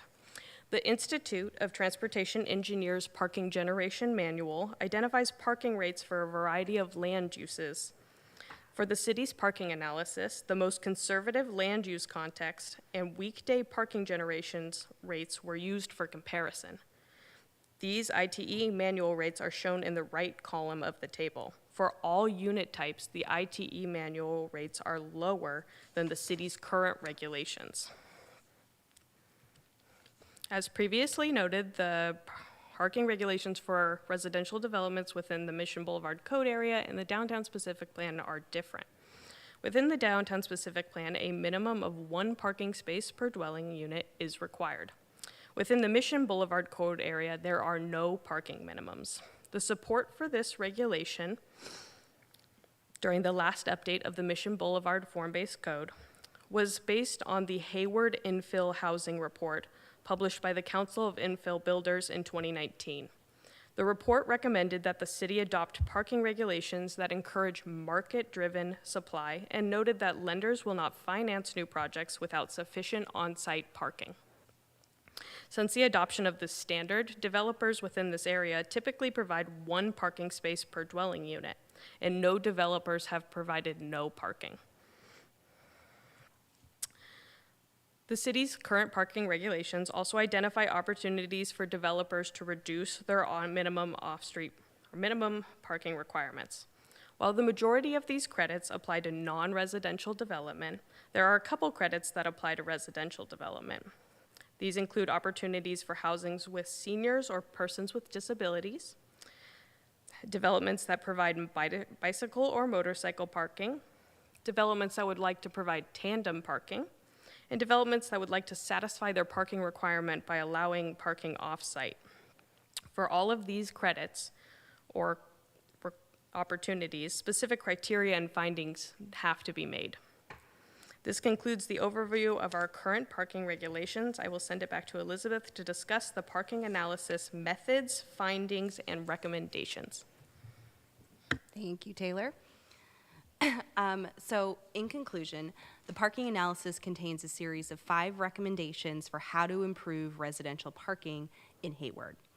These recommendations, again, are based on the review of state legislation and the city's current standards, which Taylor just walked us through, in addition to best practices from other jurisdictions and input received from city staff, community members, the council, and then this body. So our first recommendation in the parking analysis is to maintain the current parking requirements within the Mission Boulevard Code area.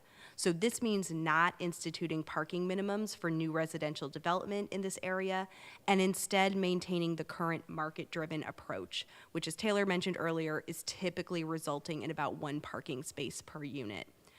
Now, specifically, the analysis points out that state legislation limits the city's ability to increase parking minimums in any zoning district. And this is because if you increase the number of parking spaces that are required for a zoning district without changing any of the other standards, effectively you're lowering the number of units that can be built on that site, and that is considered downzoning by the state, which is prohibited by SB 330. And then in addition, there's this new law, AB 2097, that could limit the ability of the city to require any parking along Mission Boulevard, even if we did play with the standards to allow for instituting a minimum along the Mission Boulevard corridor, if the upcoming AC transit network redesign includes just slight increases in frequency to bus service along Mission. So, again, even if we went through the effort of figuring out a way where if we increase the parking minimums, but then change some other standards so the overall number of units is the same, in a year or two, it's a very real possibility that the state would take away our ability to impose parking requirements along Mission Boulevard anyway. Secondly, the analysis also recommends that the city not increase parking requirements for multifamily developments elsewhere in the city either. So in addition to these limitations that are imposed by SB 330, the analysis found that the city's parking rates for multifamily development are already higher than the rates published in the ITE Parking Generation Manual, which again is the industry standard for determining the amount of parking demand that a particular use would generate. Third, based on best practices from other communities and in response to feedback from decision makers and the public, the analysis recommends developing incentives or credits for multifamily developments that incorporate transportation demand management, or what we call TDM strategies. So this could include the inclusion of active transportation amenities to the project, like bike ped infrastructure, making car share available on site, providing subsidized transit passes to residents, or similar types of strategies. I'll quickly note here that our Public Works Department in the city also has interest in developing a more robust TDM program for the city long-term in the future that would apply to the entire city. One, because that would align with the city's strategic roadmap and our climate action plan. And also it makes us more competitive for grant applications in the future. But that said, they would also want me to say that any increase in TDM strategies or program requirements would also necessitate that the city determine how these programs will be effectively managed and fairly managed. Fourth, the analysis recommends allowing for the unbundling of parking as part of the code revisions. So this would basically mean for multifamily development, the cost of the housing unit and the cost for the parking spot could be separated. So if someone doesn't need a parking space, they would effectively pay less rent than somebody who needs one or more parking spaces. Developments would still be required to have the same number of parking spaces. There would just be more flexibility in assigning the spaces based on actual need. And then the analysis' fifth and final recommendation is to allow driveway parking spaces of single-family homes to count toward the total 4 spaces required when there is no on-street parking. So again, this relates to that lovely diagram that Taylor showed us earlier. But basically, if there's a home that's built on a street without street parking, we have some of those in the hills, for example, it would still be required to provide extra parking spaces, but the driveway spaces could fulfill some of this requirement. Now, typically, staff would have presented this parking analysis to the Planning Commission in advance of presenting it to the City Council, but however, due to our cancellation of the commission meeting on January 12th, and the need to reschedule this item to tonight, the opposite is now true. So we'll go ahead and present you with the direction that council provided staff at their work session on this item on January 24th. Generally, the council supported all 5 recommendations contained within the parking analysis, though they did express a desire in seeing some more data related to the efficacy of TDM programs and unbundling parking. In addition, they provided staff with a number of recommendations as to strategies or amenities that should be incentivized in a transportation or parking demand management program. And this included providing last mile amenities such as, say, like scooters or electric bikes that would help residents make it to nearby destinations without a car. Encouraging the use of two-wheeled vehicles like scooters or motorcycles, as they physically take up less space to park than cars and trucks. Adding to surrounding and future planned bike and pedestrian infrastructure. Providing ground floor retail uses, something like coffee shops or dry cleaners that would potentially save residents a trip that they would otherwise have to use their car for. Encouraging shared parking so that uses that operate on different time schedules can help with spillover parking demand. Encouraging the use of parking stackers in parking garages as a way to increase the amount of parking on site without physically taking up more space. And then providing car share vehicles and or vouchers for ride sharing programs, which are some of the ideas they suggested. Oh, and then finally, the council wanted to make sure that if the city adopts a regulation related to unbundled parking, that it's phrased or worded in such a way, structured in such a way, I should say, that the cost savings benefit of not having a car are passed along to the resident instead of the landlord. So they wanted to make sure that the residents actually received that lower cost rather than the landlord just raising costs for everybody and then, tacking on an extra cost for people with cars. So we're starting to look into that as well. And with that, I'll open the discussion with a list of 3 questions that staff would like your feedback on this evening. So first of all, which of the 5 recommendations presented in the parking analysis do you think are right for Hayward? Second, do you support the development of transportation demand management requirements or credits for multifamily development? If so, which strategies do you think should be included?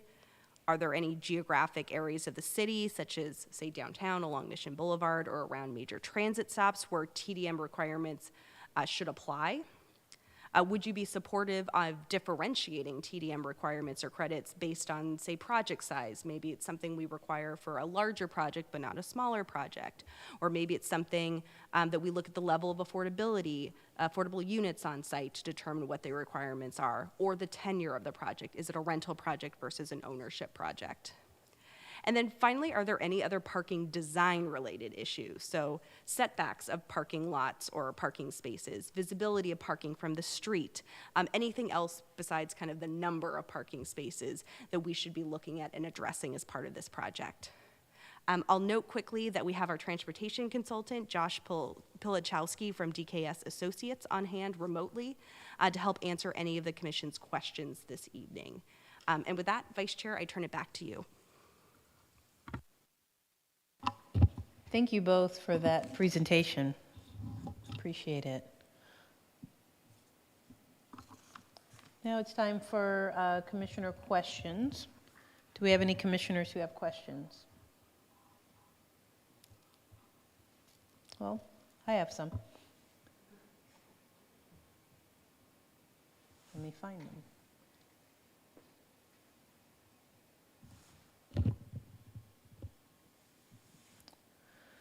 All right, so the Hayward Municipal Code doesn't allow for unbundling of parking currently, right? And unless it states specifically in the conditions of approval. My question is, do developers often ask for unbundled parking? That's a good question. I wouldn't say that the developers are often asking for it. Some have. But it is something that we hear often from community members and decision makers. So we've taken some projects to, say, Planning Commission in the past or City Council in the past. It's something that they've recommended to help with the parking management demand. Some of our developers have expressed interest in that, and they're usually not opposed to the idea, but it's not as much of a priority for them, in my experience, than it is for community members or decision makers. And how many projects have we seen where that has happened, the unbundling? Or there's been even discussion about it? There's been a couple recently where we've added provisions that allow that specifically. I don't want to misspeak to name specific projects, but I know of at least 2 recently that have included that provision. And how's it worked out? That's a good question. A lot of these projects are still in construction, and we don't typically monitor the projects afterwards. But to your point, and to the council's point when we talked about this earlier, our consultant who's on the line here has been starting to look at studies about the efficacy of unbundling parking broadly, across, not just in Hayward, but across other jurisdictions. So that's something that we can, not to put you on the spot, Josh, but we could start talking about tonight, and then perhaps can bring some more data about back to you later. So can we start talking about it tonight, Josh? Sure. I just want to get a little bit more information about it, that's all. Yeah, no problem. One of the studies that we did find looking into it, it is out of Arlington, Virginia. It is recent though, 2018. I'd say the two main findings that it had is that auto ownership is found to be higher, and single occupancy vehicle use especially is higher where parking is bundled, to the order of single occupancy use 12.5% higher for commute trips and 40% higher for non-commute trips. I'm sorry, can you repeat what you said was higher? Because you're going, fading in and out for me. What did you say was higher? While Josh is checking his connection, and Josh, please interrupt me and Does that tell me work? if I get this Is this wrong. better? Yes. Okay. Okay, so where parking is bundled, auto ownership is higher, and single occupancy vehicle specifically use is 12.5% higher for commute trips and 40% higher for non-commute trips. Now, buildings with unbundled parking have 6% fewer vehicles per unit and have 13% fewer vehicles per adult resident than buildings that have parking included. And the one additional piece I will say is that all of these studies did have study sites that had on-street parking nearby available. Thank you. So can the city dictate how unbundled spaces would be rented out? And the reason I'm asking is my concern is that a family could move in, there could be 2 people in the family, and they could have 4 cars, and they can afford to buy 4 spaces. And then another family of 5 moves in, and they only need 1 space, but all the spaces have been rented out. And so I'm wondering, is there any way to put a maximum on it so that each unit doesn't, we don't have one unit that has bought 4 spaces and another unit that needs only 1 but can't even get 1? Yeah, that's something we haven't looked into specifically yet. Again, we're not quite to the draft standards yet, but we can certainly do research on other unbundled policies and see if there's a way we could word the language to say that there's not just unlimited ability to purchase spaces. There's maybe some sort of limit in relation to unit size or something like that. We can certainly look into that. And sort of this similar question as it relates to, I know one of the proposals or thoughts was that maybe if there are extra spaces, they could rent them out to others that aren't related to, I think that was more for the commercial, right? Or was that multifamily? I can't remember, but I remember reading something about them renting them out elsewhere. And my first thought was, wait a minute, what if somebody comes in and then they need a space and they don't have it? And I would say, based on our discussions to date, that hasn't been something we've considered because of that reason. Again, we've heard loud and clear from the community and from decision makers that these sorts of projects where we might see this unbundling downtown and along Mission Boulevard, there's a concern about the spillover parking, so we wouldn't want to give one of those spaces to another use that's not a resident, but instead we want to structure the unbundled parking program or policy in such a way that people that don't need the parking space are not paying for what they don't need, but any unused parking spaces from those residents are used for other residents in the same facility. One caveat I might add to that, Elizabeth, is that those extra spaces could be used as car share spaces, which would specifically benefit the residents and encourage less vehicle ownership. That's a great point. Thank you for that caveat.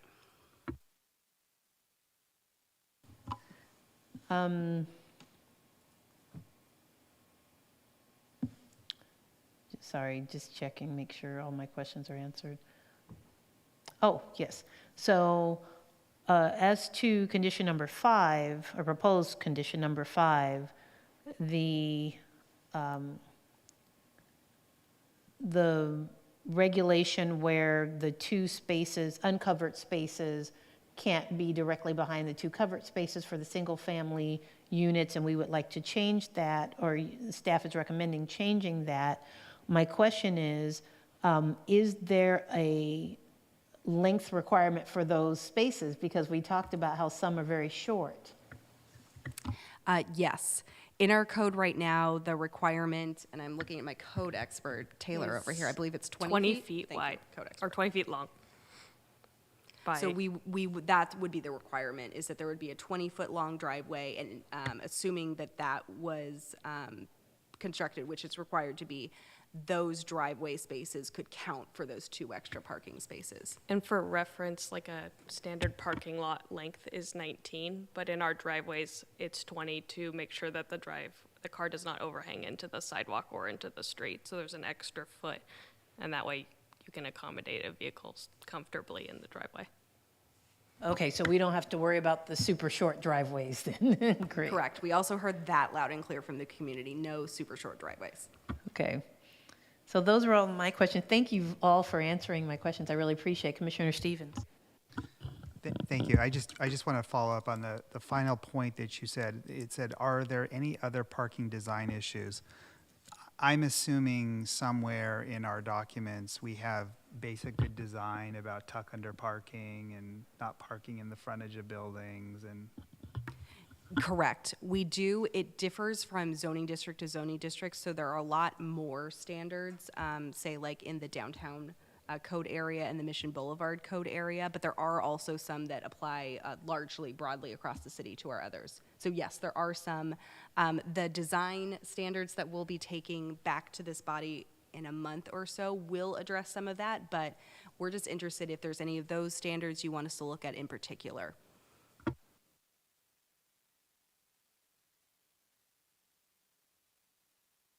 Any other commissioner questions? Commissioner Patterson.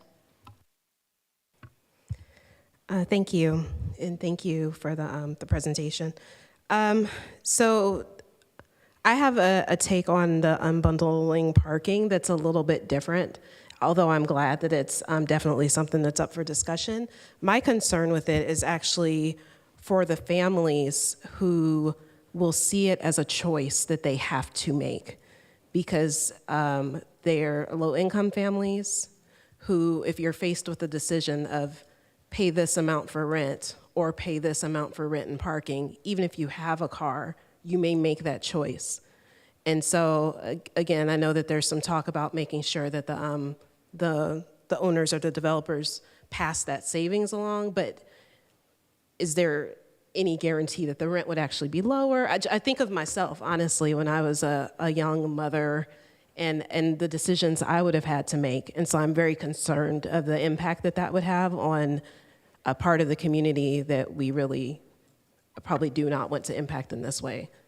That's a great point. I'll mention here again, since we have had the benefit of the council discussion before this item, that somewhat came up there as well. And one of the things the council has suggested, which we haven't looked into yet in detail, but staff thinks it's a great idea, is maybe it's not just a cost savings, but maybe it's something like if you decide to forego your parking space, there is a lower rent, but there's also like a free bus pass or something that goes with it to kind of compensate that, and then can kind of help that issue as well, so that just because somebody is saying that they're not or don't have the ability to pay for an additional parking space, they still have some sort of strategy or assistance with providing transportation.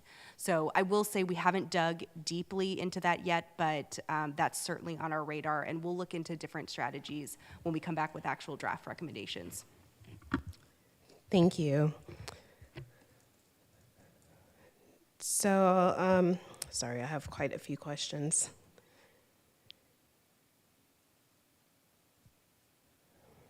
So just wanted to talk a little bit about, it wasn't in the presentation just now, but it was in the study memo on page 2. There was mention of SB 9. which are the single, it said in single-family residential zones, we could do the lot splits. So just to make sure for my understanding that I'm fully understanding this, so the lot could be split into 2 units per parcel, and there could be 2 dwellings per parcel, which would then be 4 instead of 1. Would that then qualify those instead of being under the single-family dwelling regulation to then be under the multifamily? And then in that case, how would that be handled? Because right now it looked like it said that they would have 1 space per unit or 0 in a high transit corridor, but then we have for the multifamily, it's based on bedrooms, and so Very good question. Again, I'm going to kick it over to also our SB9 expert, Taylor. So for SB9 projects, the state dictates the parking requirements, so they supersede our code requirements. So how the state law says it is it's 1 dwelling or 1 parking space per dwelling unit, unless you're within one of those high transit areas, so near BART or Amtrak or the South Hayward BART station. But once again, we've already upzoned around those, so it would not probably be typical for a lot of SB9 projects. But yeah, they do have a minimum of 1. Does not mean that they can't provide more. I just processed an SB9 application and they provided 2 car garages with every unit, so. Thank you. So for the section where it said you would be monitoring the parking supply and occupancy of recent multifamily dwellings to determine if a reduction from current standards is needed, I was just wondering what that monitoring might look like.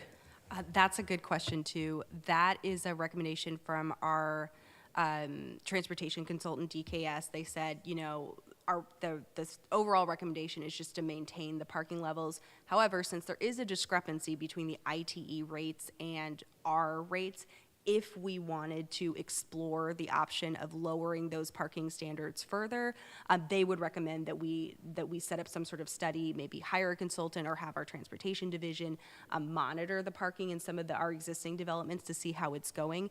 At this point, again, trying to balance, you know, our requirements from state law, but then also the community's concerns about parking. So we as staff are not really exploring that idea of reducing the parking requirements below what they currently are. But that's what that would look like, essentially. We might hire a consultant to do some sort of analysis, or we might have city staff do it.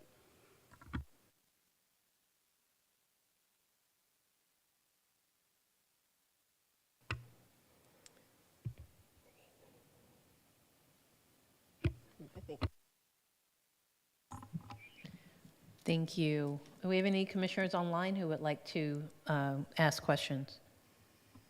Hi, yes, thank you, Vice Chair Lowe. I do have a question, and I'm trying to understand it. You know, I recognize that we don't, as a city, have any ability, the state law sort of supersedes our parking regulations around what the state considers to be sort of major transit areas.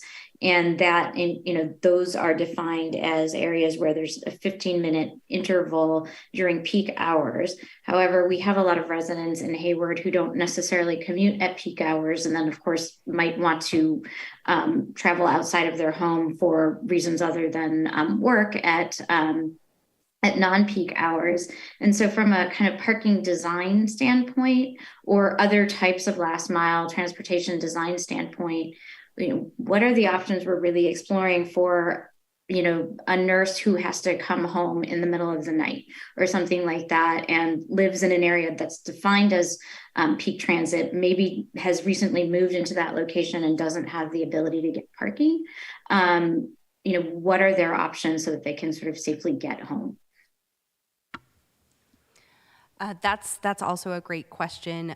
Josh, I'm going to kick it over to you in a second, so I'll let you mentally prepare for that. I'll just start off by saying, again, we're not suggesting, even though you're right, the state does not allow us to require minimum parking standards along Mission Boulevard or in other similar areas like in our downtown area. We're not actually seeing no parking. So for people that, you know, we've talked to members of the community that do work shift work and maybe are not working during kind of prime commuting hours. Parents with young children, we hear this from, like, I'd love to hop on a bus, but I got a toddler in a car seat that I got to drop off at daycare here and then go to work somewhere else. So we recognize that parking is just going to be a reality. It's going to be a need for some people regardless, just because of their life situations. And again, we're not suggesting that parking would totally be eliminated, at least where we have control over that. But yeah, in order to accommodate those people who maybe have one car for their household, their one parking spot, but maybe have two adults that have, special needs like that, or three adults that have special needs and need cars at odd hours. We have started to look at what are different kind of last mile options or strategies that we can either require that certain developments put in, maybe if they're a certain size or located in a certain part of town, or incentivize that they put in to offer those amenities for residents. And then, Josh, I'll kick it over to you now to talk about maybe what some of those last mile options are, or what you've seen in other cities that work. I mentioned a couple in my presentation: scooters, electric bikes, but are there any others that that you've seen successful in other communities? Right. And then just to ground the conversation, a reminder that these recommendations aren't changing current parking minimums or requirements. So it would be no harder than it already is. But that doesn't minimize the struggle that many shift workers have. Obviously, a lot of the TDM pieces are dependent on either whatever transit is provided.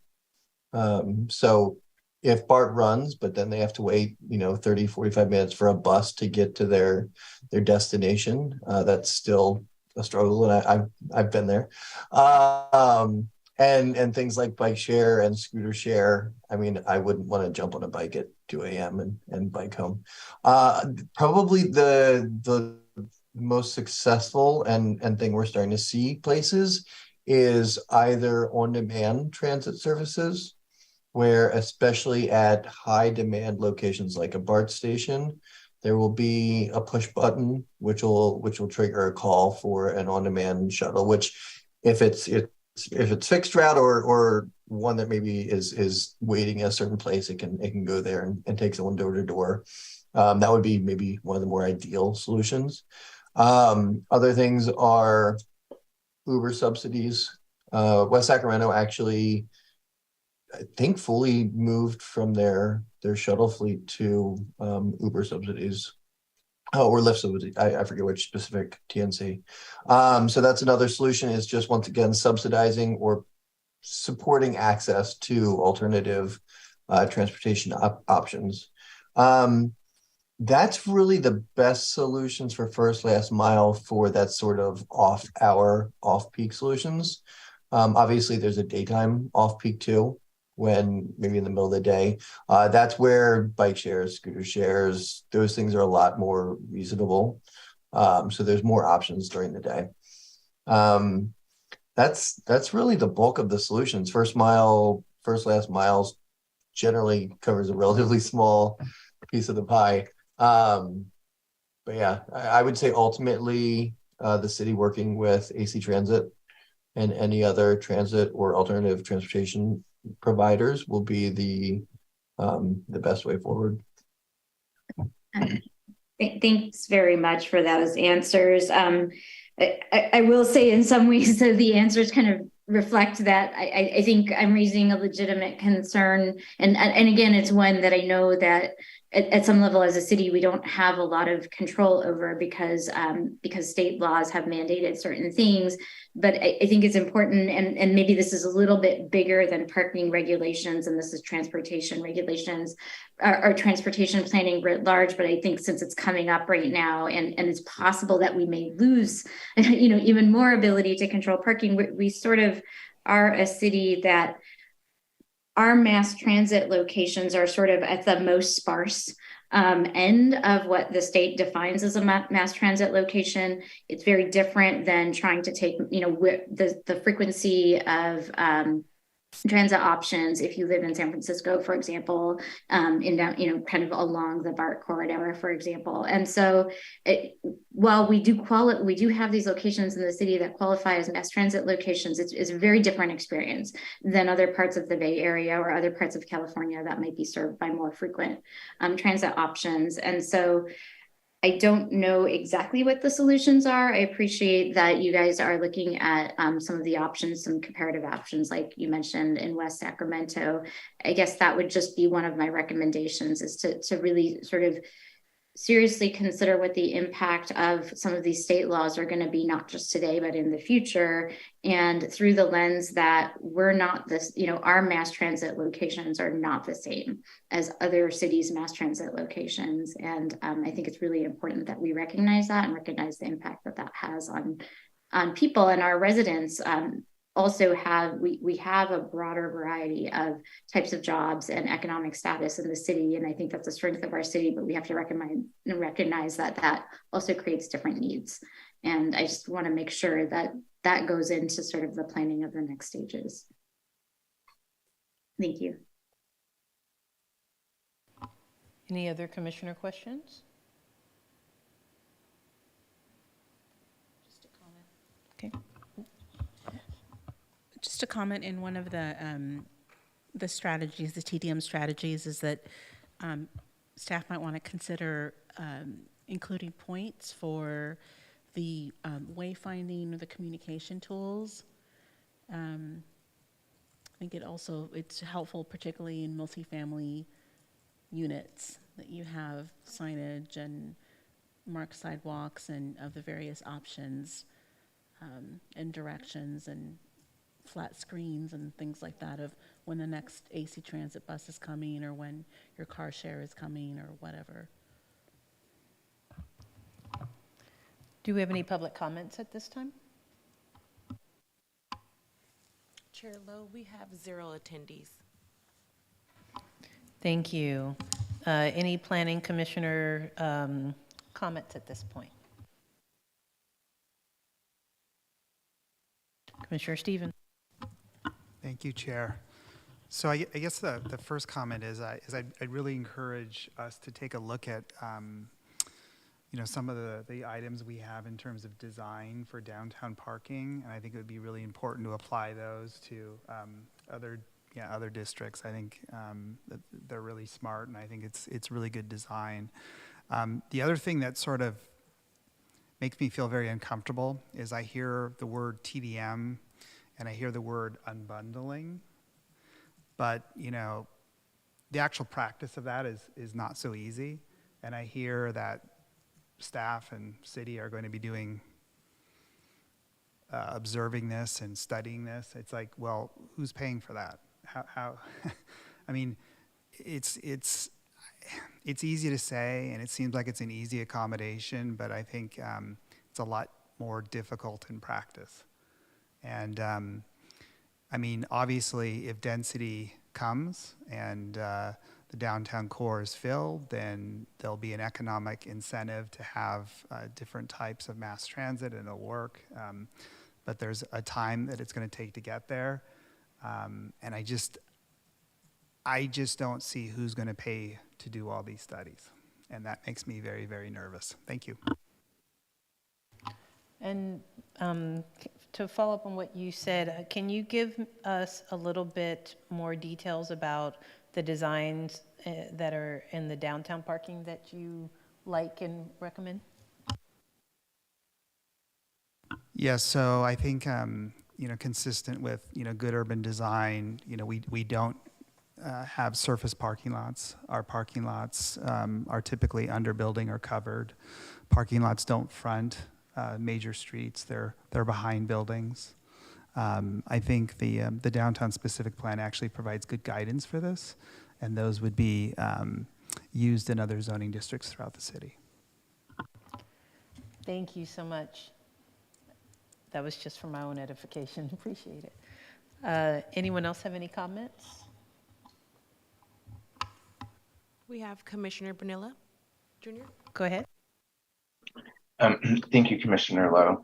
So in regards to these recommendations, I do support the recommendation of maintaining parking requirements along, Mission Boulevard. I guess within the Mission Boulevard code, I think that that's the right thing to do. I appreciate all of the housing that's coming up on Mission. I also kind of appreciate the fact that, our community, as my fellow commissioner had said, isn't necessarily the most, transit friendly, community, where we do have issues with, our buses, and we have a BART station. We have two, but we might have one, so we'll see what ends up happening with that. But I mean, I do, I appreciate this kind of the notion of having, a TDM, plan in place. I do really love the idea of having a walkable, transit oriented, community. I think that's what one of my commissioners was kind of referencing to when we think about downtown Hayward and kind of the downtown specific plan. But more broadly, our kind of the priorities of Hayward call for a community that's, more walkable and that's, less reliant on cars. And I think that how we bring that vision into play is going to take a lot of creativity.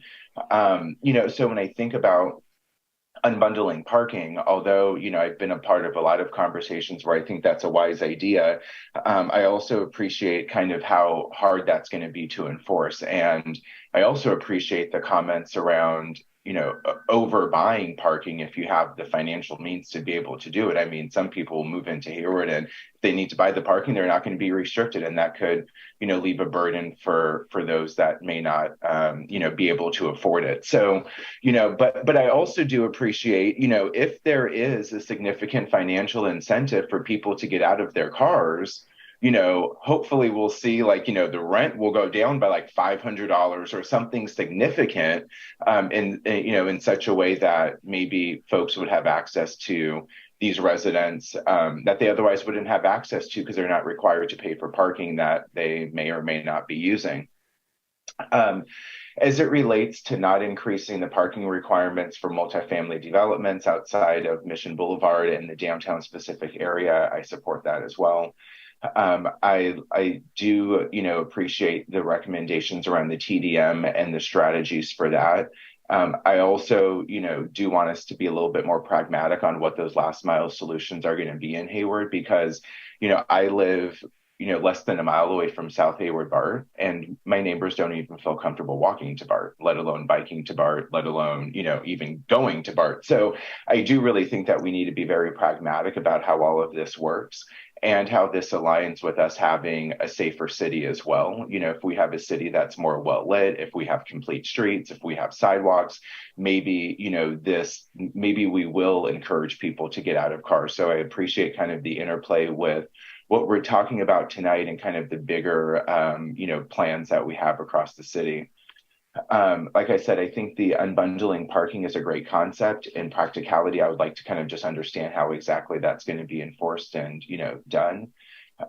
Revising the parking requirements for single family dwellings, I'm also generally supportive of that. And again, I think that the incentives that have been listed here are pretty good. Let's just kind of keep thinking through those and see how what we're putting in this plan ties into, the city's other priorities more broadly, and how maybe some of those other priorities can be accelerated so that we can really get to this vision of a city that's less dependent on parking.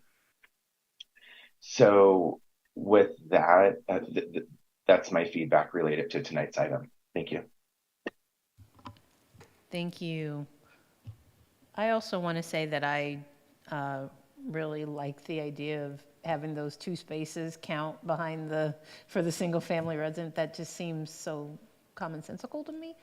So I'm glad that was a part of it.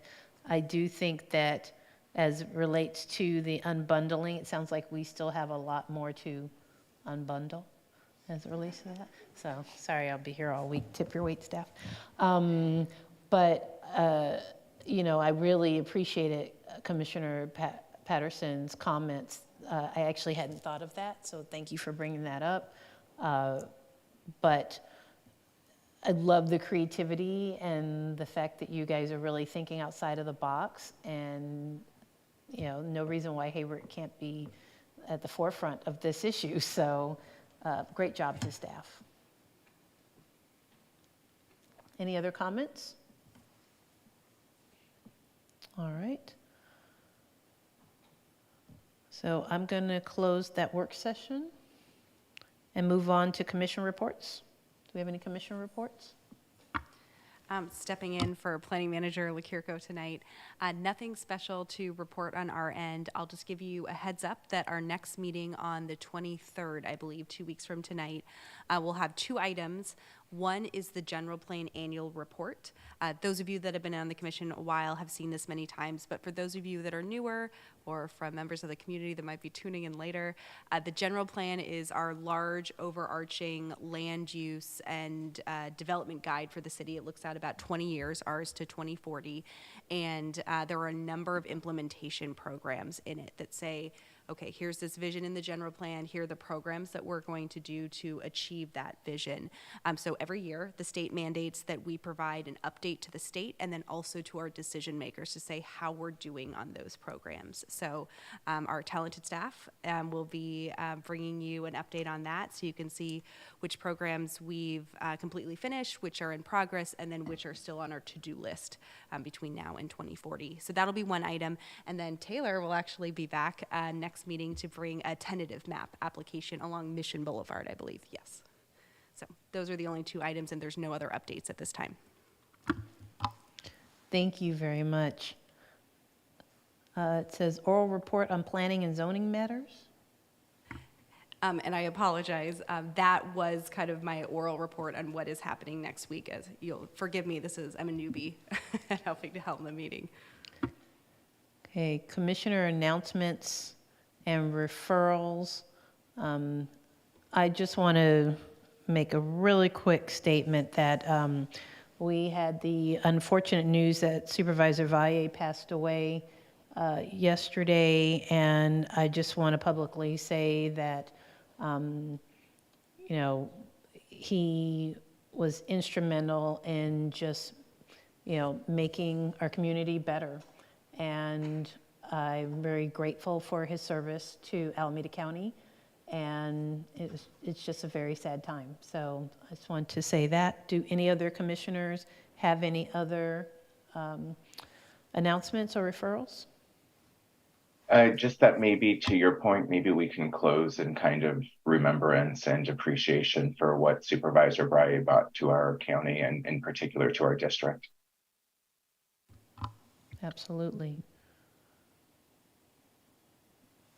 All right, so with that, I will adjourn the meeting, and the meeting is now adjourned at 9:19 p.m. Thank you. Thank you.